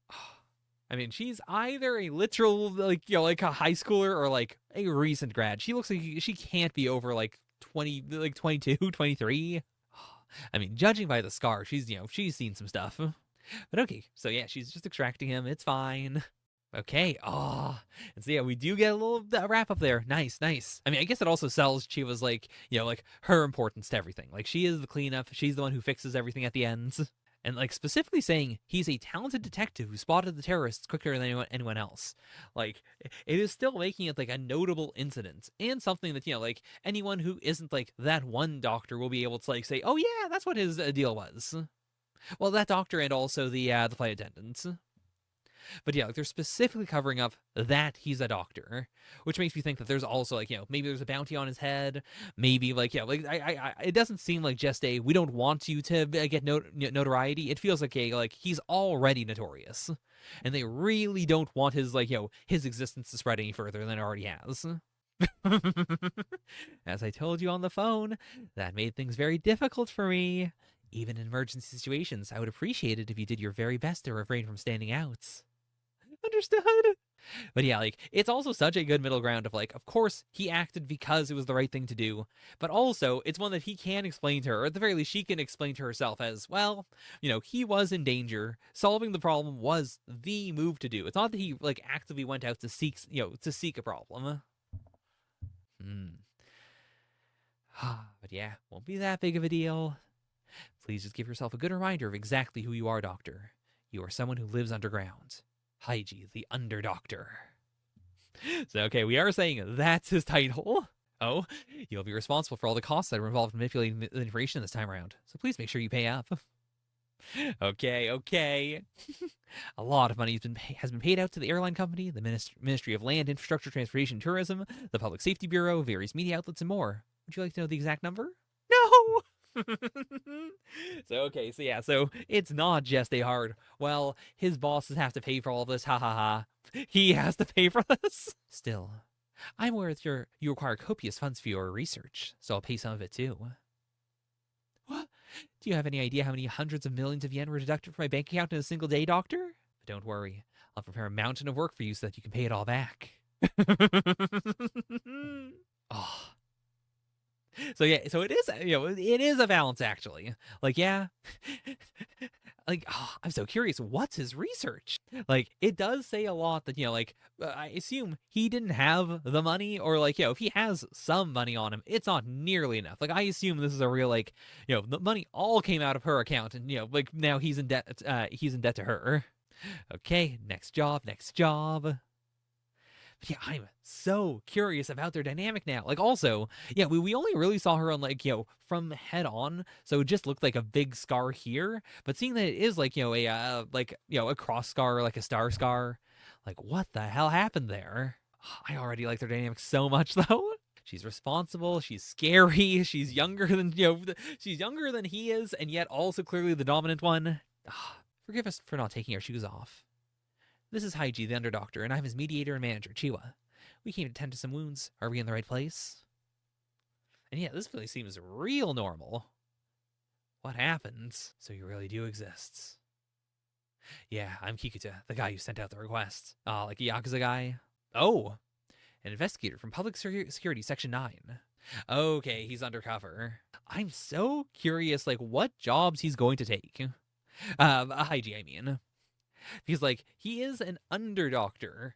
Like, we could frame it as, like, he's really just doing good things. He's just fighting bad guys. But, I think this is also a really, it's a setup that really allows you to also, really have him help all sides. Like, I assume he wouldn't take a job that's like, please take care of, like, hardcore, like, terrorists who are trying to destroy the world right now. But also, maybe he would. Like, Blackjack would. Oh, excuse me. These lights. Blade-induced incisions and puncture wounds. The cuts aren't a big deal, but time has passed since they occurred, and he's lost a lot of blood. Okay. Okay. The fact that she's the one who's bringing up, oh, the doctor has godlike eyes that allow him to detect wounds and illnesses, and he's also an expert surgeon. Like, it is the classic Chapter 2 recap, but also it's so crazy not coming from him. Who the hell are you? If I tell you I'm an Oshimori, does that answer your question? The Oshimori clan, mediators who've managed to work in the Japanese underground since ancient times. Yet no one knows how many of them there are, yet let alone their ages and genders. So she's his connection to public security. An Oshimori. It's my first time seeing one in the flesh. Okay. So yeah, she was born into it. This isn't just a, like, how do I put it? It's not a Pinako situation. It's not a, like, I am now managing him because he saved my life at some point. Or if it is, it is, like, tangentially related to the fact that, like, she's just part from a clan who does this. Oh, people are outside. Did someone come to finish a job? Not just one or two either. Maybe some neighbors? Okay. Time to fight a bunch of guys. It's the Great Crane Gang. I didn't call an ambulance because I didn't want to get civilians involved. But now I've gotten you two wrapped up in it. Oh, of course, had to hit us with the wife and child. I mean, the wife, the child, and the hard, like, again, like Chapter 1, the hard, I am legitimately, objectively a good guy, and I don't want you to put yourself in danger. Okay, he's going out there. Oh, goddamn, through the door is crazy. Whew. I mean, yeah, he's unbelievably strong. And, like, I doubt the door has the special lights coming from it. I doubt he can see the weak point of the door. I mean, even if he could, that kick is ridiculous. Like, he's got to just be absurdly physically strong. I guess, yeah. Like, they saw him flying off, and then they instinctively turned to, like, to see him as he fell over the railing. Okay, fair. Wow, so you were undercover for 3 whole years? Hey, more importantly, you sure the doctor's gonna be okay on his own? God, I love that she has bedside manner. I love that, something truly insane is happening right now, and she's like, okay, hold on, focus on me. Yeah, tell me about yourself. You're undercover for 3 years? That's crazy. Wow. Layman shouldn't nitpick medical practitioners. Besides, you needn't worry. He's strong. He's strong, even though he's a doctor? He's a strong person who became a doctor. I mean, yeah, I guess, right. He's an assassin first. A doctor, like a doctor by choice. I guess, that also makes a lot of sense with, like, her setup as well. Like, I was going to say, it's a little weird that, like, she's specifically from a clan of people who are, like, middlemen. But I guess it does, line up with the fact that he's from a clan of assassins. Like, it is the real, like, even if you're born into it, you choose what you want to do with that power. Like, yeah, I suppose that also explains the door thing. I was thinking of it as a, like, technique situation. I kind of forgot, like, right. His dad, like, definitely made him just work out until he was insanely physically strong, too. Due to my job, I've run into several monsters who've gone beyond the limits of common humans. Is he one of them, too? You know what? That's actually a legitimately really good line to do in Chapter 2. Like, so many series in the first couple of chapters are still laying on the vibe of, like, our main character is the only one who is, like, significantly special. Saying directly, no, there are immediately other people like this, but it's still crazy that this doctor is like this. Like, I think that's a really good way to spin it. It is a hard, like, there's no one out there like Haiji specifically. Like, and that is what sells the gag of, I can't believe this is a doctor and he's this powerful. But it is also saying there are other people who are really damn strong, just, not with this kind of gimmick. Like, it reminds me a lot of, the way you end up building up, like, villain groups and stuff, like, going forward. Like, as a, as a creator, you want to keep on making villains who can surprise the heroes with that vibe of, this is your deal? You're this, but you're also a fighter? Or you like, this is your gimmick? That's crazy. I really like it when any series can say, by the way, that also applies to our main character. Like, don't get it twisted. Our main character gives everyone else that feeling in the same way that some crazy new, strong person shows up and gives our main character that feeling of, like, this is the kind of guy you can have. Who the hell is that doctor? Who is he? Just normal doctor. It's true that he's strong, but he always does his very best to save the patients he encounters. He just does what he can, like any other normal doctor. He's also a meddler who's chronically sleep deprived. It does remind me a lot of, like, in Marvel Rivals and other such hero shooters, there's the constant thing of, like, as a healer, do you heal your party or do you also fight the enemy? Like, ideally, you should be healing, like, you are trying to keep up the entire team. But there's also the idea of, like, if all you're doing is healing the team, you're not actually protecting them to the degree you should. Like, you should be keeping everyone up and also killing enemies on the opposite side. Because an enemy that can't hurt your team is, like, it is the final form of keeping your team alive. You are negating all the damage that someone could potentially do by killing them. If you really think about it. I mean, it's one thing to be able to, like, to heal up someone's, like, stab wounds. It's another thing to make sure no one else can stab them again. I've been getting into a lot of fights daily recently. I've been getting into a lot of fights daily recently is such a funny way to put it. That also makes me assume that, like, whatever he did in Singapore was probably also fighting related. But, like, I like hanging a hat on it, because that does imply that before Singapore then, he probably wasn't fighting a lot of people, like, over and over and over again. Like, it is a relatively recent, strange shift of his life to be like, okay, well, I've been doing a lot of fighting now. Mr. Kikita, currently, your body is heavily burdened by the blood loss you've suffered. Think about who you want to meet, what you want to do, and where you want to go when you're better, and use that as motivation so that we can overcome this hardship together. He's got good bedside manner. God, they're really, really, really selling Haiji so fucking well. Oh, he pulled out the photo. They're everything to me. I can withstand any pain if it means getting to see them again. Please do your best. Of course. Several days later, Tokyo Public Security Hospital. No, I want to keep playing. Nope, Dad has work stuff to talk about. Come on, say bye to him. See you tomorrow, Dad. Yeah, I'll play with you a ton tomorrow, too. Cute. Oh, thanks for playing with me, Haiji. It's Mr. Haiji. Oh my god. Oh, so that was the I want to keep playing was specifically like, yeah. Oh, clever. Sorry, I know you just came to check up on me. I didn't mean to make you entertain my kid. It was fun. God, he's such a cool guy. Seems like you're doing well, so I'll take my leave now. Okay, thanks for all the help. I really can't thank you enough. Seriously, you have my gratitude. Thanks to you, I got to see my family again.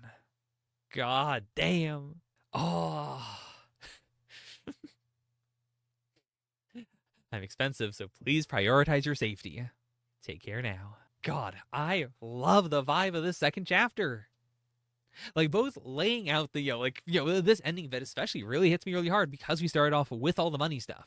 It is a clear Haichi does need a ton of money, but he's also a really good doctor. He's saying specifically don't have something happen to you again. Don't nearly die again.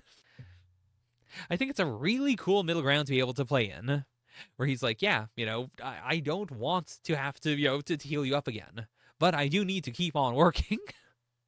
I mean, it's also the thing of healthcare of there's an infinite number of people who are getting hurt, who are getting sick.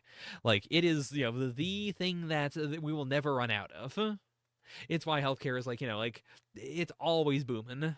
Even if it's tough to get into sometimes, fucking believe me. But yeah, we did a really good job of setting up, I need her name one more time. Chiwa. I really like her for what she is. I'm glad that we didn't try to sell she's really a badass as well. It is that she's his manager, and she is a really good manager, but she is extremely good at being his support. That's really it. I love their dynamic already. And having a strong duo, I think, is going to be really, really, really useful as we go into the next couple of arcs. Especially since, she can be the girl in the chair, or she can physically be with him. And those dynamics are going to feel really different regardless. But yeah, this is exactly what I wanted as well. It's another standalone chapter where we're just helping a person out. We know more about the worlds. It's everything I could want. It really is everything I could want. My only fear is that it doesn't feel like a Weekly Shonen Jump series specifically, and I don't mean that in a bad way. I just mean that in a I'm worried that it won't do well in the magazine because it's a really good manga that would that fits another magazine, or that's really what I'm scared of. I don't know if Underdoctor is going to be able to to get into people's top 3 in the popularity survey every week. But I would definitely vote for it if I could. So far it's solid as hell. And yeah, I hope that naturally it is going to to do stuff that is going to any series like this is inevitably going to try and aim for the top. They're gonna want to try and deliver chapters that make you prioritize it over One Piece. And I just hope that when we do that, we manage to maintain this spirit. I hope we don't do 10-part chapters that are mainly fighting. I'm fine with full fighting chapters even, as long as we also balance it out with the medical stuff. I mean, Undead Unluck of all things had a really good fighting and also medical arc that I would be happy to see in any other series. But so far, based on these 2 chapters, the mangaka is really, really, really selling me on they know what they're doing. I've got faith. I've got faith. That's Underdoctor. I don't think I can put it above Ichi. The Ichi chapter was so unbelievably good. But this was fantastic. This goes over Sakamoto's. Easy peasy. With that, next up, The Elusive Samurai, Chapter 236. Who decided that avoiding execution and dying in a fire is a victory? And who decided that escaping and having fun are victories? You always change the victory conditions, and for some reason, I always find myself dancing to your tune. Oh my god. Chapter 236. Hojo Tokiyuki 1353.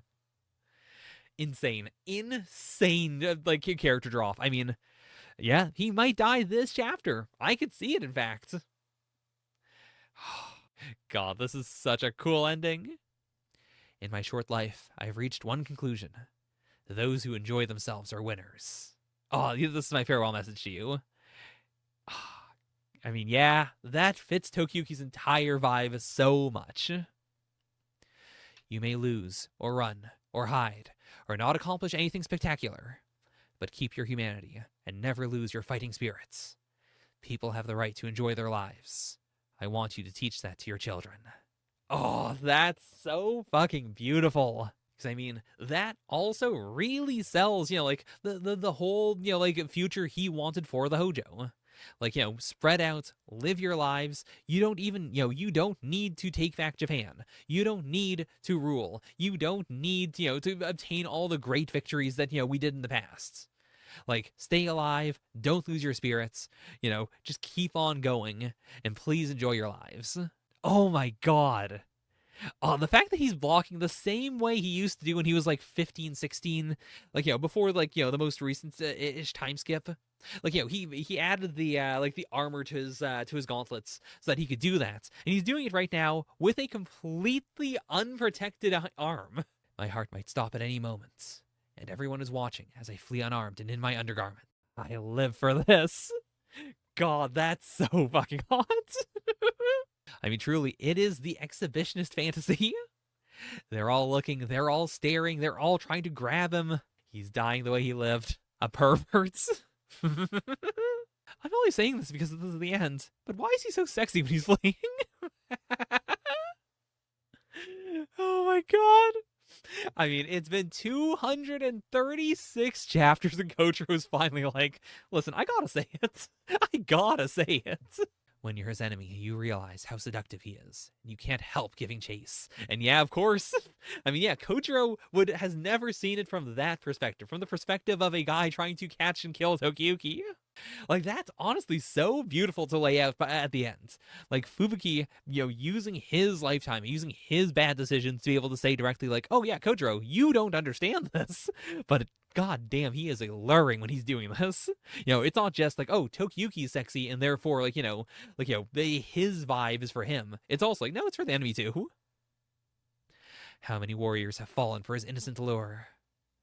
Now that Takuji is so straight-laced, he's the perfect foil for the world's biggest weirdo. Like, yeah, Takuji used to also be unbelievably weird. Maybe weirder than Tokiyuki. And, like, we really flipped it over the course of the series. Like, we always sold that Tokiyuki was weird. But, like, he's only gotten stranger as time has gone on. He traded in the inherent weirdness of, you're 8 and you're doing this, for the much greater weirdness of, you're like 28 and you're still like this. Nisama blithely evades his pursuers and sweeps up both friend and foe in his ardor. Even a ruler cannot resist his enthusiasm. It's truly so crazy for this to be like one of their final clashes ever. Tokiyuki is about to nut. This is like a festival. A battle at an execution. The cheers of the spectators. Flames that light up the nights. No wonder he's so excited. Legendary. Absolutely legendary. Oh my god. The pine tree's begun to burn, and my heart can't take any more. So unfortunately, the time has come. God, again, it's so unorthodox. It's truly the ultimate way for this to end. Like, his companions, calling him over as all right, it's time for you to kill yourself.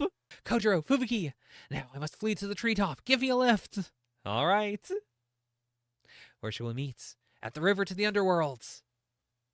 Oh, I sent you there once now. You mention it? I'm proud of you both. Thank you for living in this world with me. Yeah, let's go. I mean, truly, what an insane inversion as well. Of at Tokiyuki's execution, he has engineered a situation where his staunchest allies, his best friends, are going to throw him into a fire so he dies.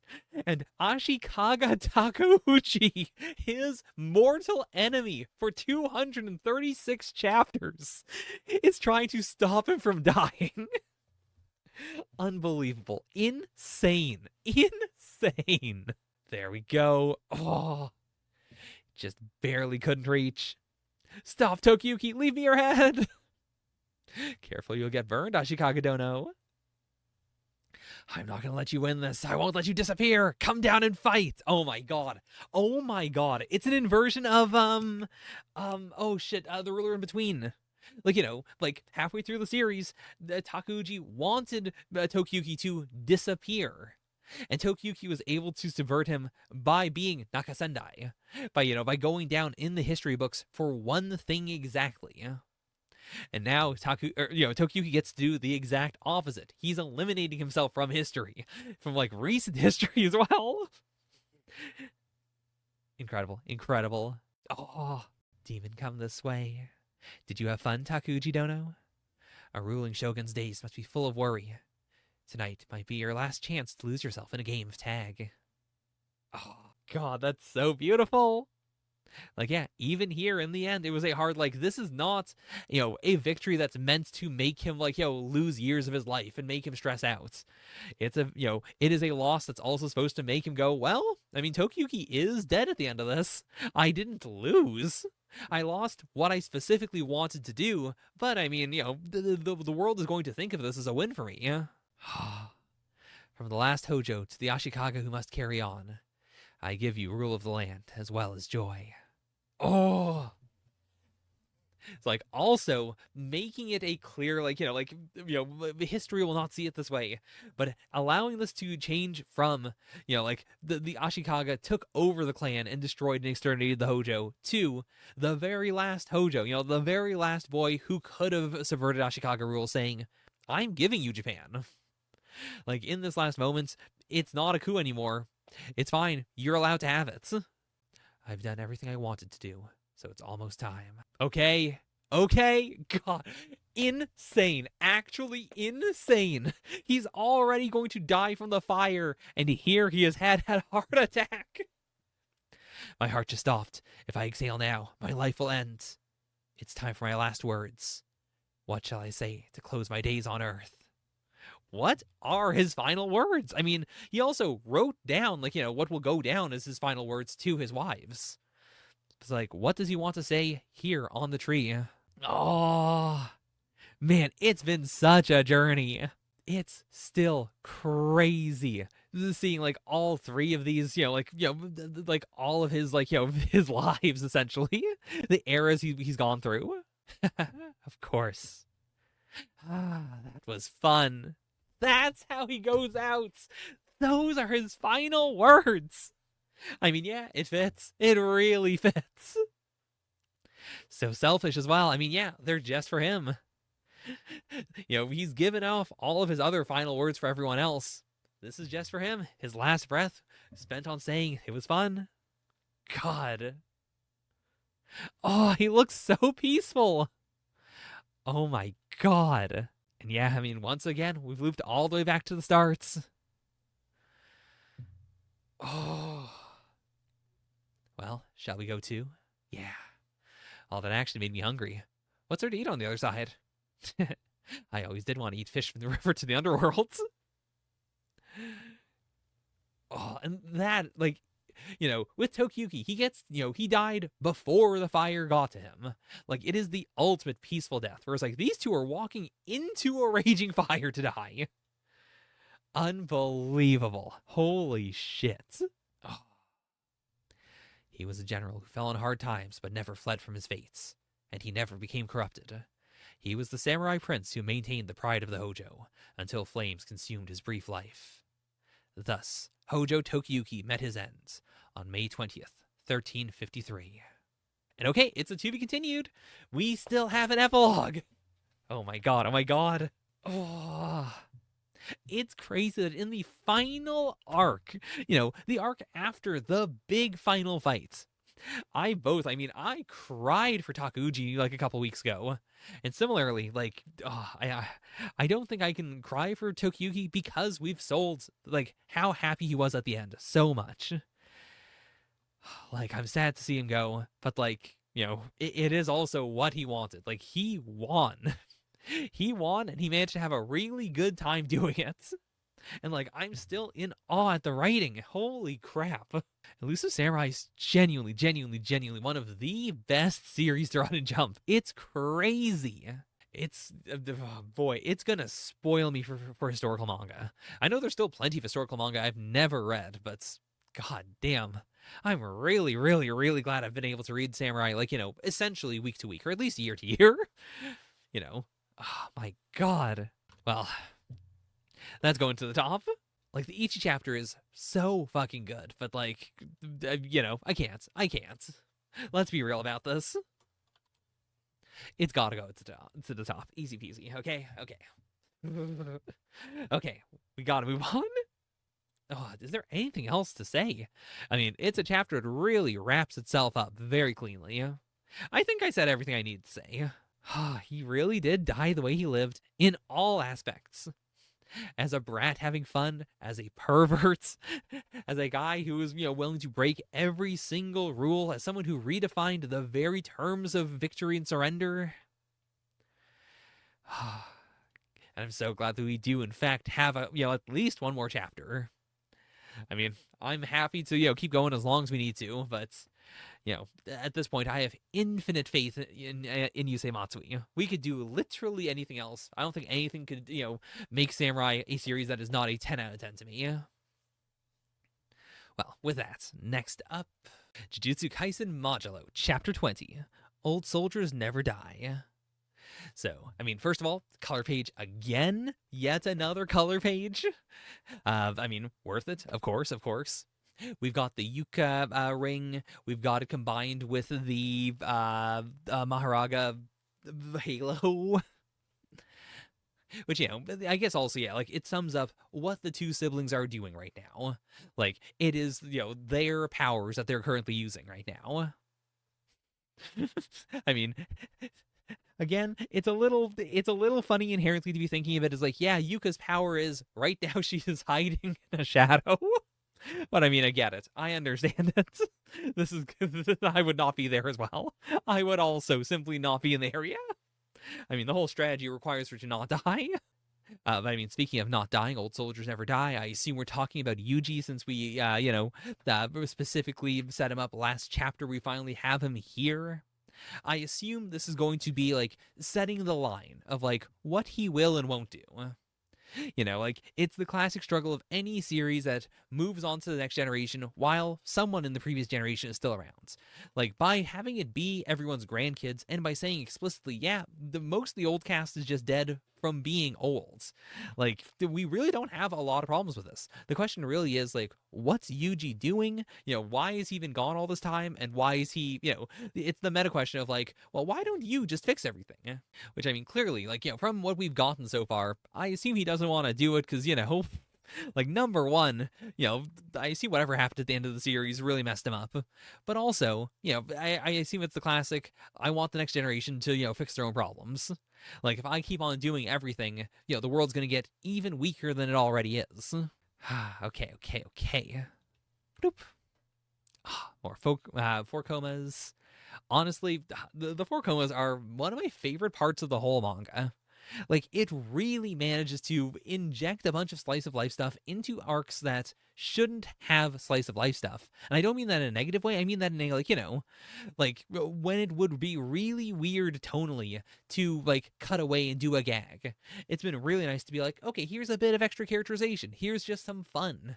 Here's just some downtime. It's a really cool move. I'm supposed to search for Yuji Itadori. We have 0 clues to go on. Hey, Mino, let's meet up for a change. Who are you? Listen, unlike you, I'm busy running things. You just want to bum money off me anyway. Busted. Come on, at least buy me dinner. Next time. Beep. Hey, Yuji, that machine's hot right now. Nah, I doubt it. The animation's green. They're just hanging out at a pachinko parlor. Oh my god. Incredible. Great gag. Oh, Toto might know something. Toto, the former grade 1 sorcerer. Again. I mean, again, if the gags work, even if I have no idea who the characters are, they're good gags. Let's see if this one lives up to it. His whereabouts are also unknown. Can you connect us? Me? No way. Then who should I ask? Itadori. That's just going in circles. Sure, but everybody else besides Itadori hates him. Okay. Oh my god. And the incredible transition from the search for Yuji Itadori to Yuji Itadori. I mean, where we also left off the last chapter. Busted. Oh, so cool. All right, let him Aura farm. Who the hell is this guy? It's not even touching him. He's an Earthling, right? But his aura is Callian. His aura is Callian. You look pretty tough. Oh, I mean, also, like, yeah. Like, that's an interesting question. What does that mean? Because I mean, like, of course, when like when they say Callian, they've used that to refer to basically any the being composed of cursed energy, like cursed spirits, but also Shikigami, also the other various things. So yeah, what happened to Yuji? I mean, my guess would be like maybe he's not human anymore. Like either he died and got like replaced himself with a Shikigami of some sorts, or like the part of his body had to be changed. Like that could also explain why he's like immortal. I mean, one of the only other characters that we still have around is Rika, and Rika's a Shikigami, I think, or whatever the hell she is. Because yeah, she was never a cursed spirit in the first place, so I assume a Shikigami. Yeah. So I could see it being a similar thing of, a Callian essentially is quasi-immortal. Oh, you look pretty tough, so I'm sure you'll be fine. Oh, it's the infamous Black Flash I've heard about. You won't die. Oh my god. Really pinballed him. That's so brutal. Whew. Holy crap, that looks so good. Got him. Now, also crucially, I have heard the term Black Flash before. This doesn't actually fill me in on what the hell a Black Flash is. I mean, it was fucking sick. So it seems like Yuji's got blood manipulation and also, like, I assume that's just like, a raw power punch. Hey, you over there. What the heck? Was that also blood? There's a bunch more sorcerers out cold over there, but don't sweat it. Before long, they'll just feel like they got a real bad case of the flu. Tell them they'll be fine if they rest up for a couple days. Oh, and tell the aliens too. Yuji Tadori, what the hell are you doing? Well, won't it look kind of bad if I knocked out just the aliens? Okay, you know what? Fair. Like, yeah, it is the ultimate, like, fair path to walk down of, don't worry. Number one, I'm not allied with anyone. Number two, I just showed up and wrecked everyone. I can't cause an international incident. That's not what I mean. Why the hell did you show up now? Because you weren't here to fight. Yuka had to, yeah. But okay, let's hear it from him. It doesn't matter. What doesn't? I mean, who cares about Yuji Tadori anymore? What are you talking about? They say old soldiers never die. They just fade away. Don't worry. I'll take care of the cursed spirits that leak out of Tokyo. And if Kotsu's grandkid loses, I'll clean up that mess too. But all I can do right now is make sure nobody interferes with those two. Or those four, I guess. Oh, including them as well. I won't forget you, and I won't forgive you either. Then I won't be so lonely. This is for the best, isn't it, Sensei? The exact phrasing of "who cares about Yuji Tadori anymore" is so insanely strong. After, it's been one of the mysteries of the series. Where the heck is Yuji? Yuji is still around, and yet, where is he? What's he doing? We're trying to find him. But yeah, it's crazy that he is saying explicitly here, I'll clean up. Also, hold on. I thought he was... Yeah, this is this part of his hand. So yeah, he has lost, half of his pinky finger and half of his ring finger. I thought they were just, bent, but no, they're definitely gone. But yeah, so he's saying explicitly, I am a side character right now. I will clean up. I will, I'll mop up. I'll fix the problems if they get too out of hand. But... I'm not doing preventive, for a preeminent. What am I trying to say? I'm not doing it before anyone else. And yeah, by Sensei, I'm assuming Gojo? Which I can also see, to be fair, I can see the parallel there immediately of, Gojo as the strongest guy ever. And yet also, Zero did a really good job of selling, yeah, he's a big deal, but also, number one, our main character's even a bigger deal, but also, it's a real, you can't do everything.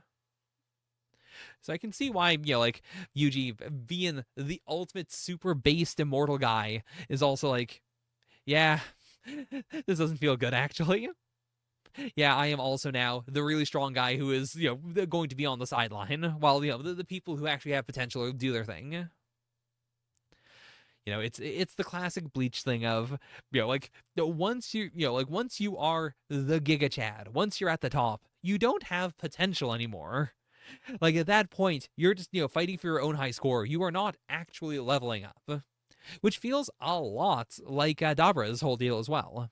Like he has not been a warrior until right now because he's never been someone who had to, like, actually fight to improve until now. Ooh. So when you multiply cursed energy, which is originally negative energy with itself, you end up with positive energy, resulting in heightened explosive healing power. What are you talking about? Like, again, I understand the logic. Like, I understand what he did last chapter. But what? How do you multiply your energy together? What does that mean? Like, in a, like, literal physical sense. Like, that, I think that's what I'm trying to get at. The literal idea of thinking of it in, like, in a, like theoretical sense. I can understand. I love conceptual stuff like that.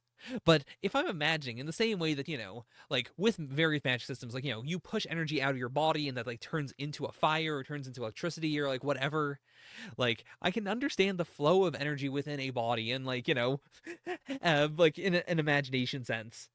What do you mean by multiplying the negative by a negative to make a positive? What does that feel like inside of you? But God, he truly is a prodigy. He really went from the vague idea of, what if I multiply my negative by my negative to make a positive, to then, what if I attack with it? Hey, what do you call this curse technique on Earth?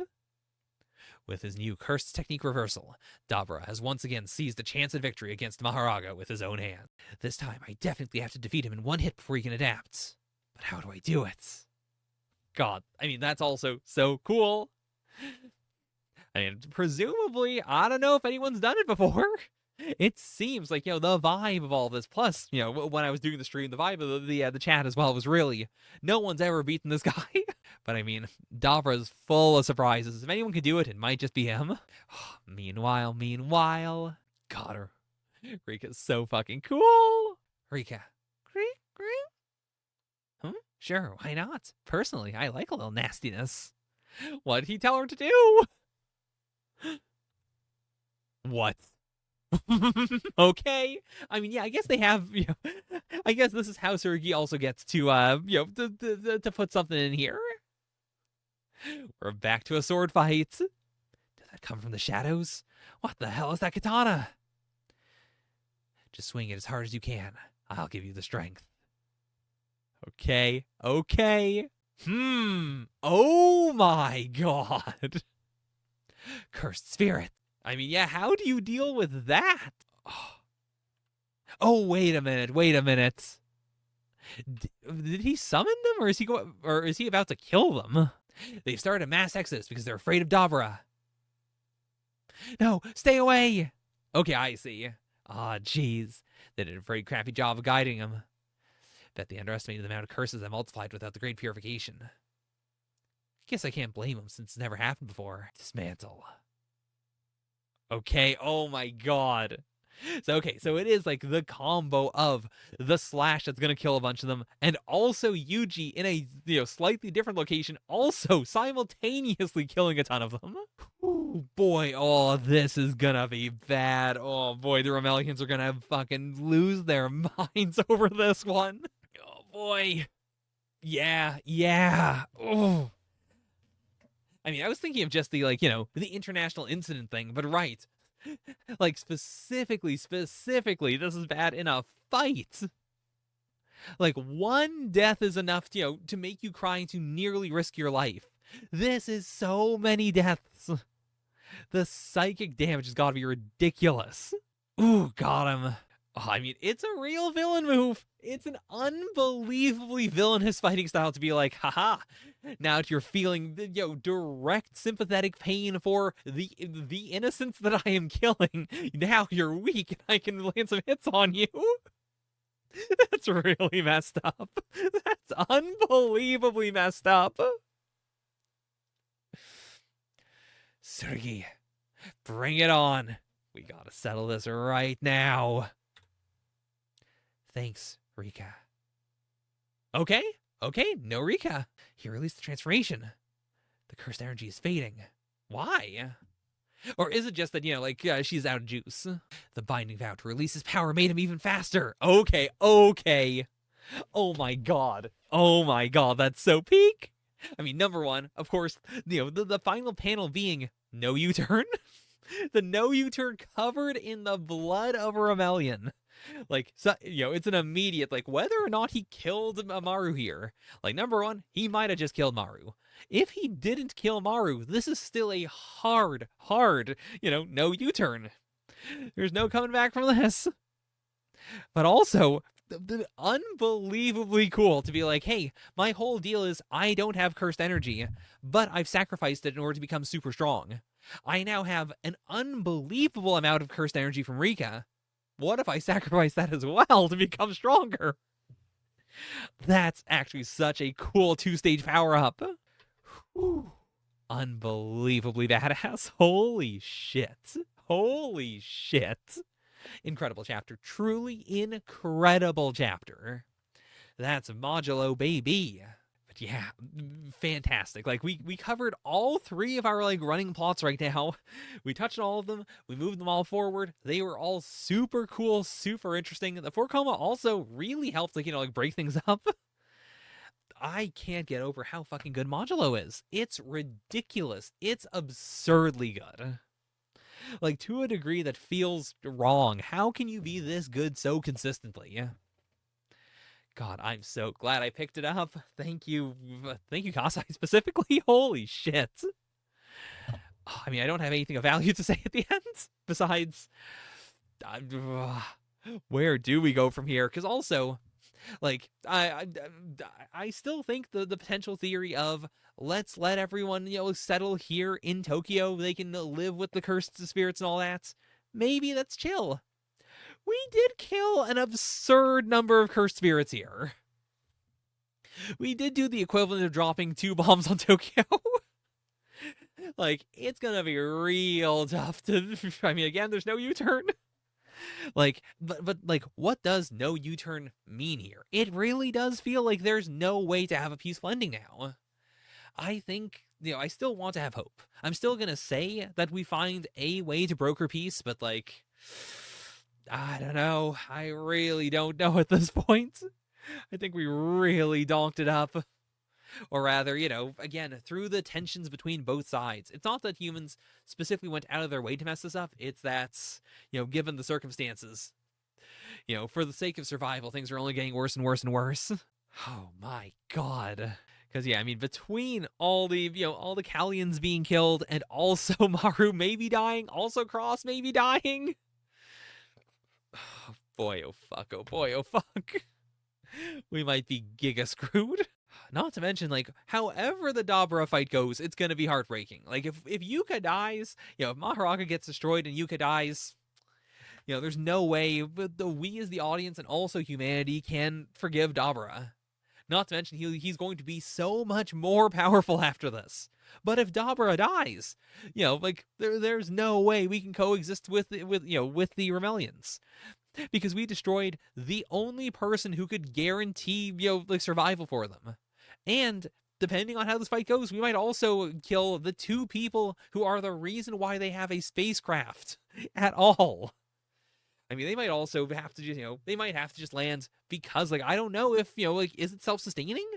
Or is it powered entirely by their cursed ability? Or, their cursed ability. Is the entire ship based around the concept of this shouldn't work so it does? Because if that's the case, it feels like if Maru dies, everyone on that ship is going to die immediately. I mean, not to mention the tension as well of like, that's a super ultra rare mineral that's going to be insanely, insanely, insanely sought after by, by sorcerers on Earth, considering that, most sorcerers are so weak now, but that seems like a cheat code to getting way stronger, way faster. Oh boy, boy, boy, boy, boy, boy. I don't know. I don't think we're getting out of this okay. I really don't think we're getting to coexistence after this one.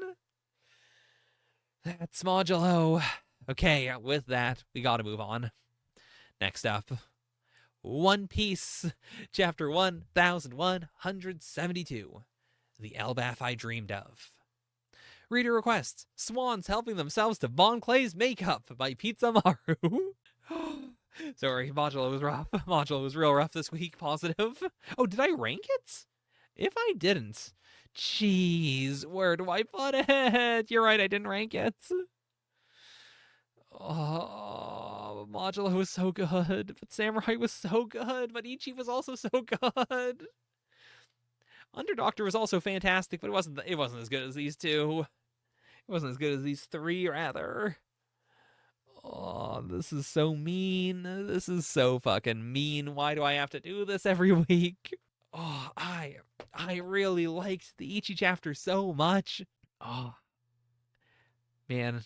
Oh, it's so good. I love Minnie so much. I'm going to give Modulo the slight edge. It goes above Ichi, below Samurai. We'll put it there. We'll put it there. Even that, there's a chance it could go above Samurai, but I'll give it the win. I'll give it the win. Okay, but yeah, good cover page, solid. I wish they had more makeup on, honestly, but they're looking fine. This is a real fun idea. Also, because season 2 of the One Piece like live action's coming out, I imagine we're probably going to get a lot of reader requests that are like based around that cast. Like maybe we'll see some more Drum Island stuff. Maybe we'll see more like early Alabasta stuff. I don't know how deep we're going into what's happening next. Like I'm imagining everything up to Alabasta. Maybe Alabasta season 3. We'll see. Okay. Our foes number 3, and their mission is to kidnap 10 giant children. Oh, the way that this the elevator kind of looks like it's a really thin panel border is actually super sick. Okay, here's our recap in case you forgot over the course of like the last quarter of a year. They mean to take the children to the Holy Land and use them as hostages to coerce the warriors of Alvaf into being their battle slaves. How can a mere trio of humans run rampant over both the giant pirates and Mr. Ya? I'm sorry, I failed you, plain and simple. You say children, but these are giants, right? How are 3 humans our size going to carry these giant kids? The woman of the trio has a strange power using arrows. It seems that wherever these arrows point, the children are helpless to resist them. They are walking ceaselessly toward the port in the western village. If they can get to the boat, they can lose us at sea, and then it's all over. That's the true endpoint of the situation. I do love the redesign of like, okay, initially the arrow was going to just have the kids kill themselves. Now the plan has changed, because they're actually moving them. It's fine. They're going on a boat now.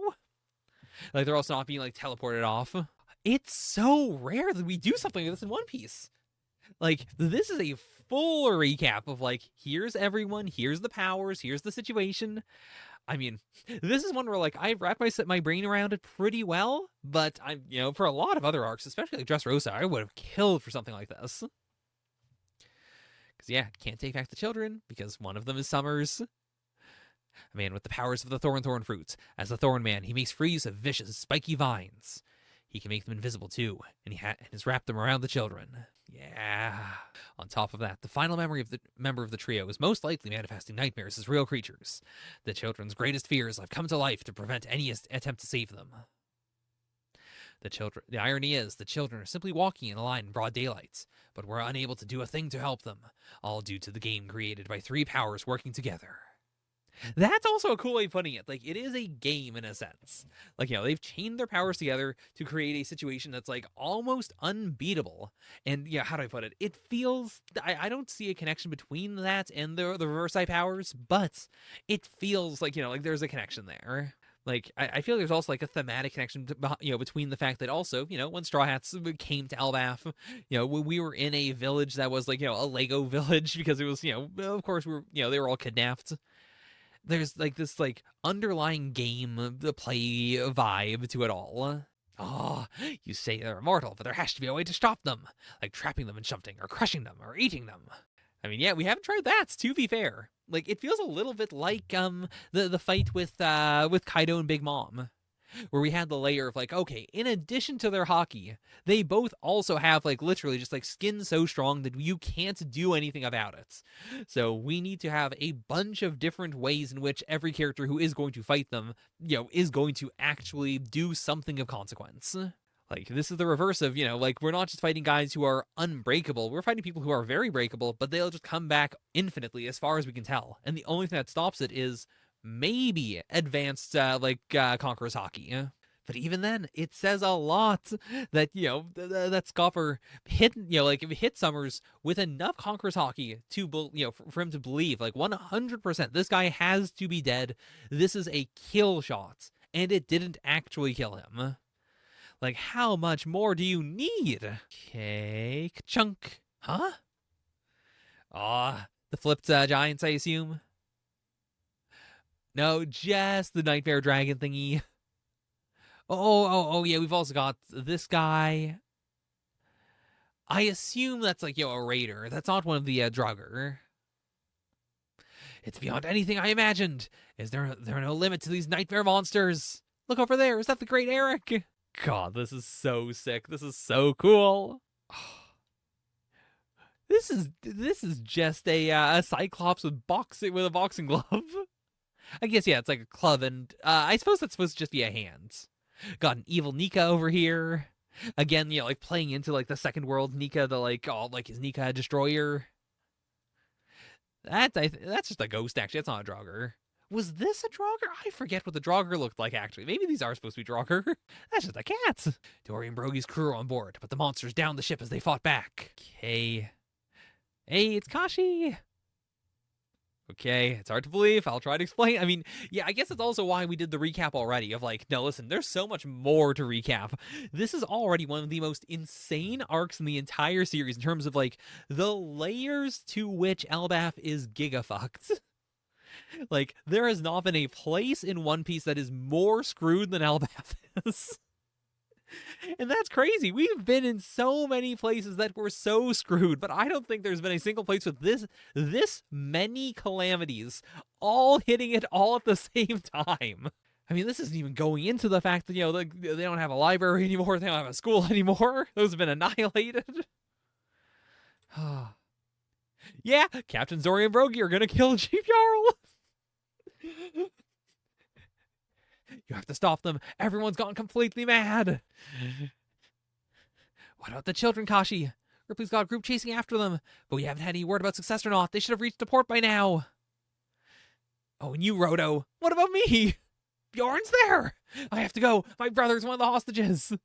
Okay, you know what? I mean, we already had a little bit of Roto redemption. Let's do a little more Roto redemption. Let's get him, like, up to neutral by the end of the arc. I mean, truly, how do you save these kids besides an absurd amount of hockey? Which seems to be the answer to a lot of problems. But also, like, it seems like we also got to save that hockey for the people who are actually, like, causing the effect. Like, like, what's the point? Like, what is the overall point of destroying, like, for example, the Thorns, if, like, Summers can just put them back on over and over and over again? I guess that is a way to also, like, subvert the absolute dominance of hockey. It's like, like the strongest supreme thing. To have it be like a literal finite resource in the course of this arc. Like, like you only got so much, and you need to have like everything you got if you want to get rid of like, an immortal. I mean, it took, like, Garp and Roger together enough power to kill, to destroy the immortality from, or, to get rid of the, like, direct possession that Rox was under. I guess Rox wasn't even fucking immortal. Okay, here we go. I was gonna wonder, like, are they gonna bring it up? Yep. Hey, you see that fire? That's school and library burning. Why are they on fire? The number of disasters hitting this land is so much.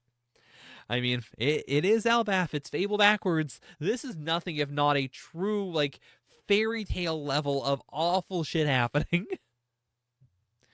You say that Dory and Brogy have gone mad? That's right. Please, you must hurry. Chief Jarl's, her life is in danger. And okay, once more, we got a map, and it's a good map, actually. This feels illegal. This feels like you're not allowed to do this. But thank God. Man, Oda is blowing my mind. Man, truly Elbaf might be one of the greatest arcs in the entire series. And it feels kind of like cheating, considering we also had an enormous flashback in the middle of it that is, like, you know, the greatest flashback in the series. But also, I mean, to be fair, plenty of series have done that. I mean, you know, even Wano felt like a real cheat code for being, like, you know, an arc that also had a ton of really good interludes and one of the best flashbacks we've ever gotten. So, like, I suppose that's just what you need at this point for the, you know, for every arc to top the last one. It's also crazy because, like, you know, we're not really logging that many characters as far as everything goes. So, like, yeah, I'm hoping that we continue to, like, look at the branch as things get messier and messier and messier. Chopper's still not back, and Brook got some kind of idea in his head and ran off. They're taking the children. Get these arrows off me. Damn it. I never wanted to see Master Dory and Master Brogy like that. I mean, yeah, truly, what a nightmare scenario for him. To go from, I'm going to go to Elbaf, I'm going to be a great warrior of the sea, to, oh, if Dory and Brogy are there, and they became evil kings. Insane. Under the power of Domai Reversi, the giant pirates head for the Western Village. Boy, oh boy. God, this layout is so fucking good. I love it. But okay, that's 1, 2, 3. Rescue team all the way up here. We're coming for you, kids. Get those monsters out of the way. The hostage children. We're going to be at the port soon, and then, don't whine. You're warriors of Elbaf. We're not warriors. The Western Village. No, you should flee if you wish. It's time to flee, Chief Jarl. Oh, I guess it's like this. It's time to flee, Chief Jarl. There's no reason with Captain Dory and Captain Brogy right now. No, you should flee if you wish. I will stay. I have something to say to Elbaf. Ooh. Click. Hear me, Elbaf. I wish to tell you everything before I die. Okay, so he's just gonna spill all the beans. Like, now that we've gotten the flashback, he's like, all right, time to tell everyone.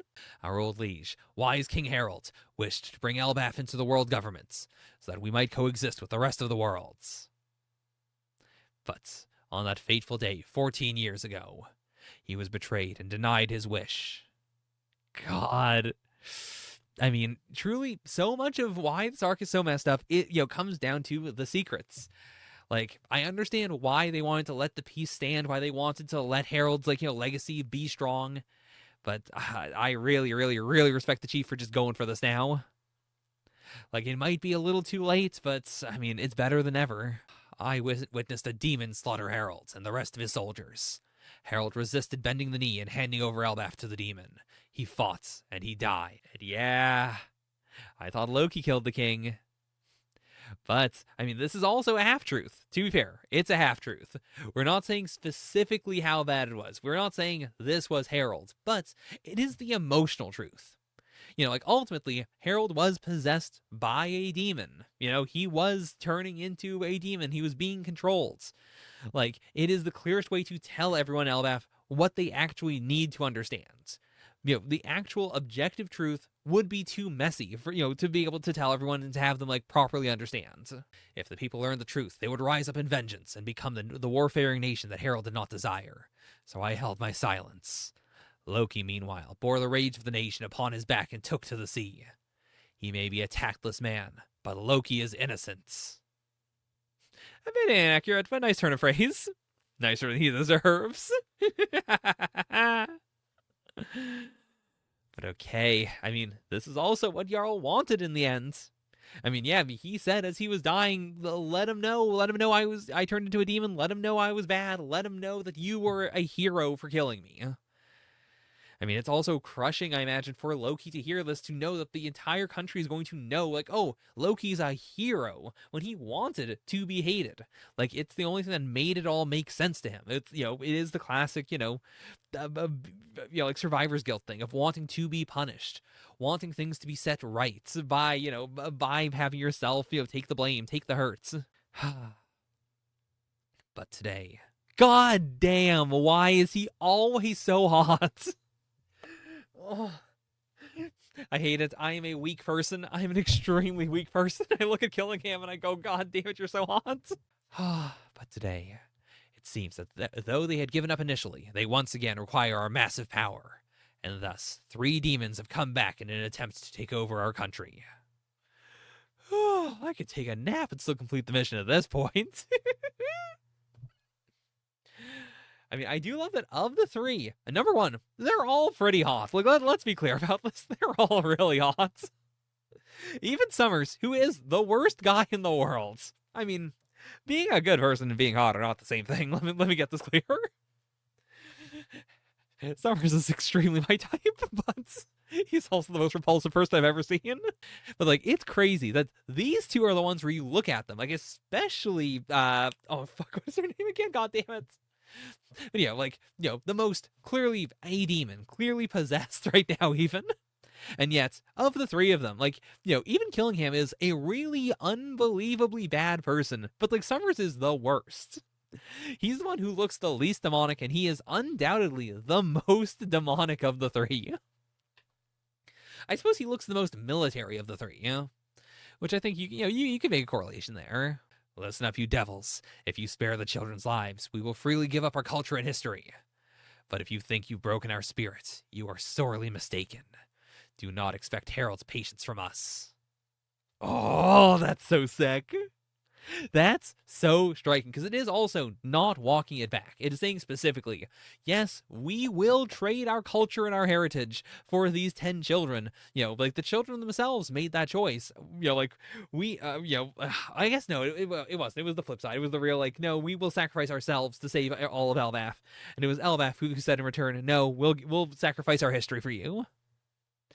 But I love being able to flip that once more and say directly, like, listen, that's different from breaking us. You're not breaking us.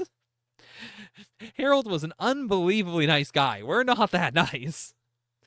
You think you can rule over us and enslave us? Who do you think you're talking to? I'm sorry, children. I must ask you to cover your ears now. Is he going to cuss? That's the only thing that immediately came to mind. Also, Gunko. I'm thinking of Gunko. Okay, cover your ears.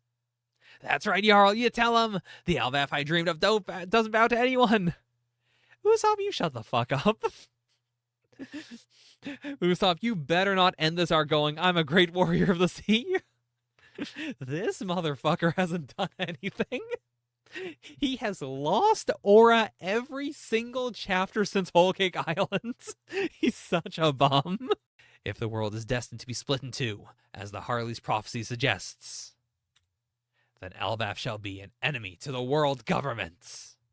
God. I mean, it's so fucking cool. It's insane that the chief is just like, you know what? I'm doing it. I'm going to make the declaration. We're not bowing to you because you were terrorists. We're flipping it. We will declare war on the government.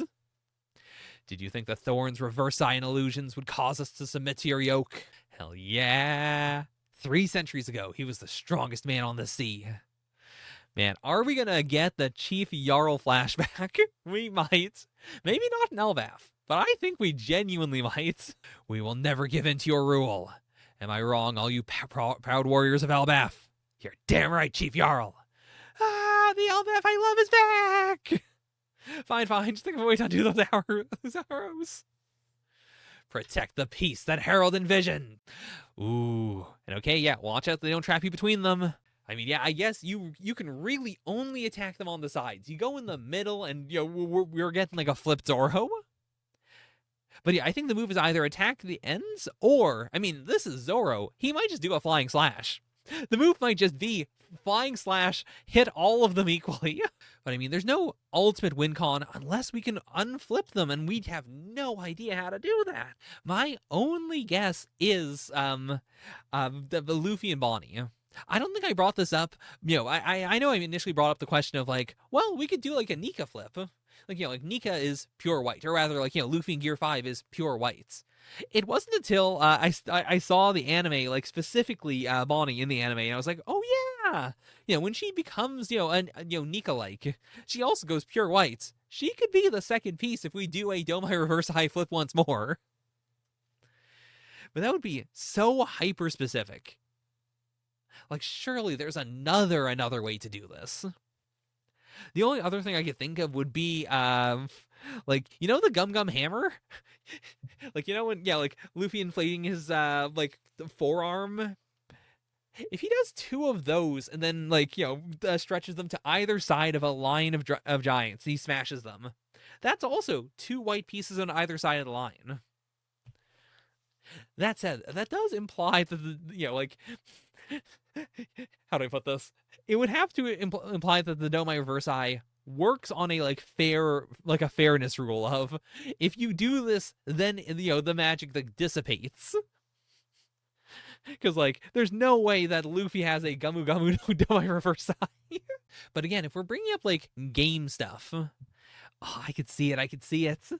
Because also, the way I'm phrasing it sounds dumb, but it also feels like a real, like, well, maybe Luffy could come up with that idea because he's a fucking idiot. Well, I guess it could also be actually, like, if we want to tie in the hockey thing, what if it's, like, they go on either side, they both hit the sides with hockey. But also, Bonnie doesn't have Conqueror's hockey, right? As far as I recall, she doesn't. But I could see it being a thing where it's like, if 2 people with Conqueror's hockey attack from both sides, then, like, how do I put it? It's like, what I'm thinking in my head is like the logic behind the scissors in Kill la Kill. Like, attacking a regenerating enemy by cutting from both sides equally and then joining in the middle to make sure that, you're not just like cutting through them and then having them like re-stitch, on the bit that you last cut. Like, if one blast of Conqueror's hockey that is like Loki core is not, like, if you can't do that by yourself, then 2 blasts of advanced Conqueror's hockey that add up to the amount of raw power that Loki had, like, when he was killing his dad, would also work. I could see that working also because Zoro is, as far as we know, about as strong as Luffy, if not stronger, depending on how you, like, balance him out. Like, if Luffy can't destroy someone like, like killing him, or like, like any of the flipped zombies, or the flipped giants rather, maybe the 2 of them together could. That'd be a really sick way to justify some combo moves as well. Because like, even Loki, presumably fighting one guy at a time, is not particularly efficient. That's probably not the best way for him to deal with this situation. Whereas, like, using half as much energy, allowing himself to recuperate, allowing himself to hold back a little bit, and having someone else also, like, hit some sick combo moves. That feels like the move. Anyways, that's One Piece. I think I can safely rank this a bit lower than, like, the top 3. Not because it was a bad chapter, but just because, it is an extremely necessary chapter. It's the kind of chapter I wish the series did more often. It's a real, like, here's all the pieces, let's put them all into place. Let's remind you what all the threats are. Let's, let's properly re-hype everything. It's so good. But, it's pretty tough for a chapter like this to also be a god-tier fantastic chapter, and these 3 are god-tier. I would put this above Underdoctor. I think that's fair, right? Number 4. All right, one more. Me and Roboco, chapter 267. It's bowling day for the whole gang. Yay! Sorry, but the fun stops here. What? Why? What are you gonna do? From here on out, it's gonna be ultra fun. Oh, you just meant you're aiming higher. It's been nearly 300 chapters of this, and it's still good. It's still such a good gag. It's his first time bowling. Man, Bondo's life is so fucking weird. There's so many things where we get introduced to, to this thing, and it's either he has never done it, He is like, he's done it slightly more than the average person, and he's got like, some like interesting thoughts about it, or he is a god of it, and he's never brought it up until right now. Okay, it's bowling Roboco, right? Let's get started, shall we? She's a Showa-era female pro bowler! Aw, new panties. Your panties are showing! I figured I'd be flashing people anyway, so I might as well just accept it. Oh my god. This is such an unbelievably short... I mean, this goes beyond the concept of a skirt. This is a long shirt. I mean, it's not even a particularly long shirt. If I'm wearing a long shirt, it's covering, like my, it's covering my crotch. This is just a shirt. This is just a high cut, just a high cut shirt and a skirt that is covering more of what the shirt should be covering. Okay, I'm done. Okay. Oh, let's play lane versus lane. Okay, Madoka's awoken. She awoke, but she didn't become an old Showa-era man, surprisingly. What does the winner get? Let's see. How about the winners get to make one request of the losers, who have to do anything they ask. Okay, now it's on. Anything? What? Okay, so Bondo gets a kiss. Gorilla, world peace, I assume? Madoka, date with Bondo. I mean, of course, the two of them are fighting for kind of the same thing, but differently. Like, I think this actually fits so well. Like, Madoka wants a date because a date is romantic. Bondo is, he's so squishy. He's so squishy and cute. He's, he's not thinking of, I want the date. He's thinking of it just like, I just want to kiss. Like, I just want a bit of interaction with a girl. Which is truly insane because, like, they're basically dating. But Matsuo, what the hell do you want here? What is happening here? And Akane, of course. Oh, God, I love Matsuo so much. What? Why is this your greatest wish? Okay. I mean, of course, the person we should all be rooting for is Gorilla. But I don't think he's getting this if he wins. I don't think the girls have the ability to give him world peace. Okay, my personal best is 144 at age 6. No big deal when you take as many lessons as I do. Or was it age 7? Whatever. A grade schooler can bowl a 144 as a threat. I'll need to crush him early. Oh, dirty. When we win, maybe I'll take Mako for myself. Hit him with the NTR. Boom, right in the gutter. Evil. I'm okay, Bondo. I've still got my second ball. I'm just gonna have to do that. He started enjoying an elegant tea time. His routine. Matsuo does his morning routine every day, almost like a ceremony. It's how he centers and calms himself. Ook. He does this every morning. I mean, the tea I understand. What the hell is this? But okay, he recentered himself. Boys 10, girls 0. Maybe I should have gone with a 6-pounder. She's so cute. Note, he means cute. It's so much more aesthetic to have girls around. Okay. Oh, she's so cute. She's gonna switch, right? She's gonna switch. What face is she going for this time? Yeah. There's nothing aesthetic about that face. More pins. I want to knock down more. I mean, I did hear the news. I know, I know Hunter x Hunter's coming back at some point. I mean, to be fair, we knew this like a year ago. Tagashi said he had like multiple volumes set up a year ago. I mean, also, to be fair, we get Hunter x Hunter references pretty often in Roboco. I'm making the connection here, but it's not necessarily that connected. Matsuo, his technique. Madoka's sheer competitive will. All I have is pure physical power. Think back to how it felt in that moment. What are you thinking back to?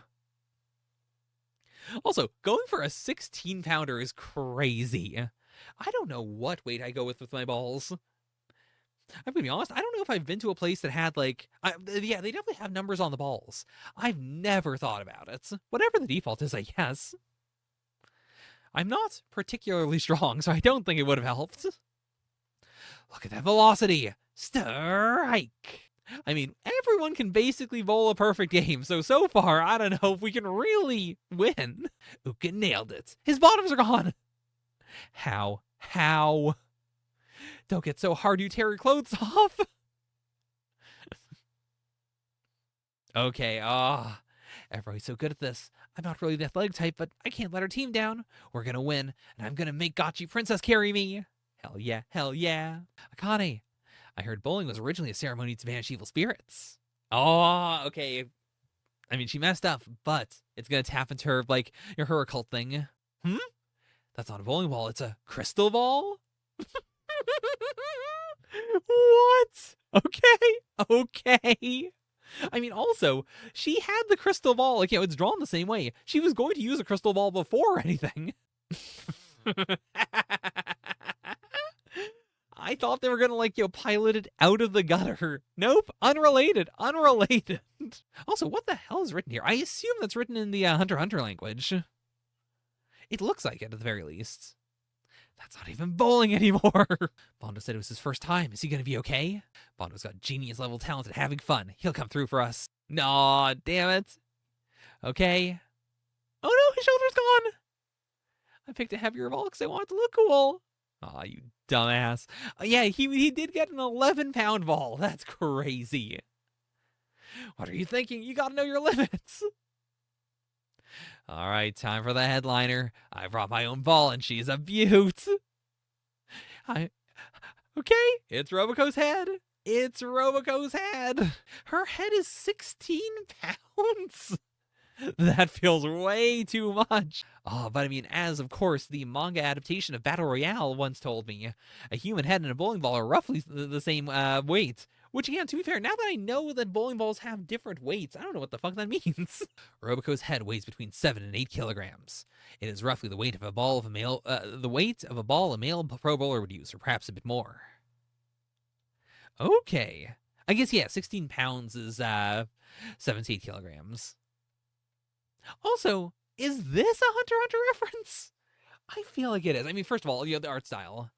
But, like, I'm looking at it, but I don't know what this would be a reference to besides the, like in York New when they're, like, appraising the various, things that are being sold at the auction. Oh, this might have been something in the Chimerian arc? I don't know. I really don't know. Since it's my own head, I can control it however I want. Hey, don't do this. Let's just use a normal ball. It sounds unhappy. There aren't any holes, so I just use the mouth and nostrils. Nightmarish. Go! I'll get you for this. Truly, Roboco's greatest enemy is herself. Look what you did to Roboco! We just did that gag last chapter with her like killing Gotchi. The average score of a grade schooler is around 60, but each of them smashed the barriers. They put their individual strengths to the test. The seesaw battle for the win continued as they headed into the final frame. I mean, the girls all seem like they should be killing it. Like, Bondo, it actually just screwed up. Yeah, so the girls got 360, the boys have 341. They're just screwed, right? Like, but what else do you do here? A strike? Hang on. He got 10 points, which means if he gets 10 points on his next 2 balls, we can win this thing. Okay, right. We've only been showing individual balls. Come on, Bondo, bring it home. Right down the middle. There it goes. Oh, split. 5 pins left. It's a Greek church. Oh, no. Even in professional bowling, a Greek church is only ever successfully bowled 0.3% of the time. It's considered the most difficult spare to pick up. Even the pros only manage 0.3? Yeah, how do we do this? Don't sweat it, Bondo. Just relax and bowl it. Wait, look at Bondo. He's been deep in concentration this whole time. He hasn't heard a thing we've been saying. Okay. Oh, it's going into the gutter. Usually, a grade schooler's wrist isn't strong enough to curve a bowling ball. However, Bondo's wrists, used to holding up countless volumes of jump at the optimal reading angle in countless situations, were far stronger than ordinary grade schoolers. No one could be blamed for calling his ways a kind of madness, but they made the impossible into the possible. Sick. I mean, given the mood, Oh, I know what this guy wants. You want to pull another game, am I right? Yeah, of course I do. You got it. You know what? Actually, very surprising ending. Extremely surprising ending. It is a very, it's a very Roboco vibey ending that isn't the way Roboco endings usually go. I would say Roboco almost always, goes with either a bad gag at the end or like a meh ending. This was actually a really clever, this is actually a pretty clever one. Oh my god. But okay, you know what? Solid chapter. Solid, not a 10 out of 10. Would I rank this above Kinato's Magic? I might. It was a funny chapter. The gags were better than Kinato's Magic chapter 1. And it is a chapter that's attempting to do gags. So I think it's worth it to say on a comedy level and on a connection to the characters level, I'll give it the edge. Okay, let's hit those rankings and then we are out of here. Boop. Mangaka musings. It's just Kinato. It's not even Kinato's Magic. I'm Mamma Mia. I hope you enjoy my series. Thanks for the support. I got a long-lasting cold right before the serialization started, so I hope I don't catch any colds during the run. Oh boy, you better, really, really, really keep yourself in tip-top shape, because if there's one thing I know the mangaka suffer with, it's health. The feel of the art has changed with the Culling Game anime. It feels like a painting and is so good. The only thing I have heard about the anime is people constantly going, man, my favorite thing in the world looks like garbage, and JJK, the new anime, looks so unbelievably good, and JJK fans are so mad about everything. I bought a coffee maker. The studio is filled with a refreshing aroma. So good. Oh, I recently got a kettle. Now you may be wondering, didn't you already have a kettle? The answer is yes. This one's a personal one, though. Listen, not just in order to, to get emergency refills while I'm, doing stuff on the computer, but also, it's cold sometimes, That said, I don't want to steam up all my electronics, so it's a dangerous balance. My fortune was small luck, but there's some good things written on it, so I'm only believing that part. Oda saw some quokkas. I'm eating too many sweets, so I hid them. But I don't want to forget that I hid them, so I'm writing it down here. Okay, that's a good one. I received the foreign editions of my books from my editor. They're so shiny and cool. Yeah, that's gotta be so fun. Especially because, Japanese manga is just, physically, in terms of, size, smaller than, American manga. And most other, international copies. I think it's got to be so cool to be look at how big these are. Look at, the different kinds of paper quality. Look at all the different logos. I love a good localized logo. Lately, I've been playing hardcore games like poker and Tetris at the same time, and it's causing issues. Oh no, oh no. Poker and Tetris combined is such a weird combination. What do you mean? I assume this is video poker as well. Or are you physically at the poker table playing Tetris? I guess, to be fair, I could see that. It feels like it feels like a gamer tactic. I think I've read a Mahjong series where someone did that, where they're playing digital Mahjong and also playing actual Mahjong, and they're doing it to cheat. But the vibe was also supposed to be oh wow, you're just such a gamer. My first dream of the year was that I was chosen as a member of Team Japan, and I had to do my serialization while also training to be able to run for 90 minutes. I mean, I don't know if there's anything you could do as a mangaka that would be, that, more difficult in your life. I know so many mangaka, are trying to build in exercise because they don't want to sit around all day, but they're so tired all the time. To be also I'm training for the Olympics would be so funny. I used the dashi for my New Year's Eve soba on my New Year's Day ozoni meal. The dashi joined me in the passing of the old year to the new. Is ozoni when you pour it over rice? Okay, it's another soup. Cool. I gave it my all in order for you to enjoy reading the story of the hero with the lowest win percentage. I mean, that's legitimately so unbelievably cool. I appreciate the series really leaning into the idea that, yeah, Tokiyuki is a footnote in history, but also selling every single, every single thing he does is something cool and exciting. And every time we lose, we do exactly what we did in the most recent chapter. We explain how either it's a win or when it's a loss that is a true, impossible to subvert loss. It hurts and, it stings, but, we continue onward. It is maybe the greatest thing I've seen that, it does a hard, like, this is an underdog hero who is truly an underdog. This is a guy who has to keep on running away from fights in order to barely survive. The legendary beast, Devil Python. The design is amazing and how creepy cool it is. This was from last week. Miyazaki-sensei, what are you talking about? It's shocking that it's been 10 years since Detective Conan, The Darkest Nightmare came out.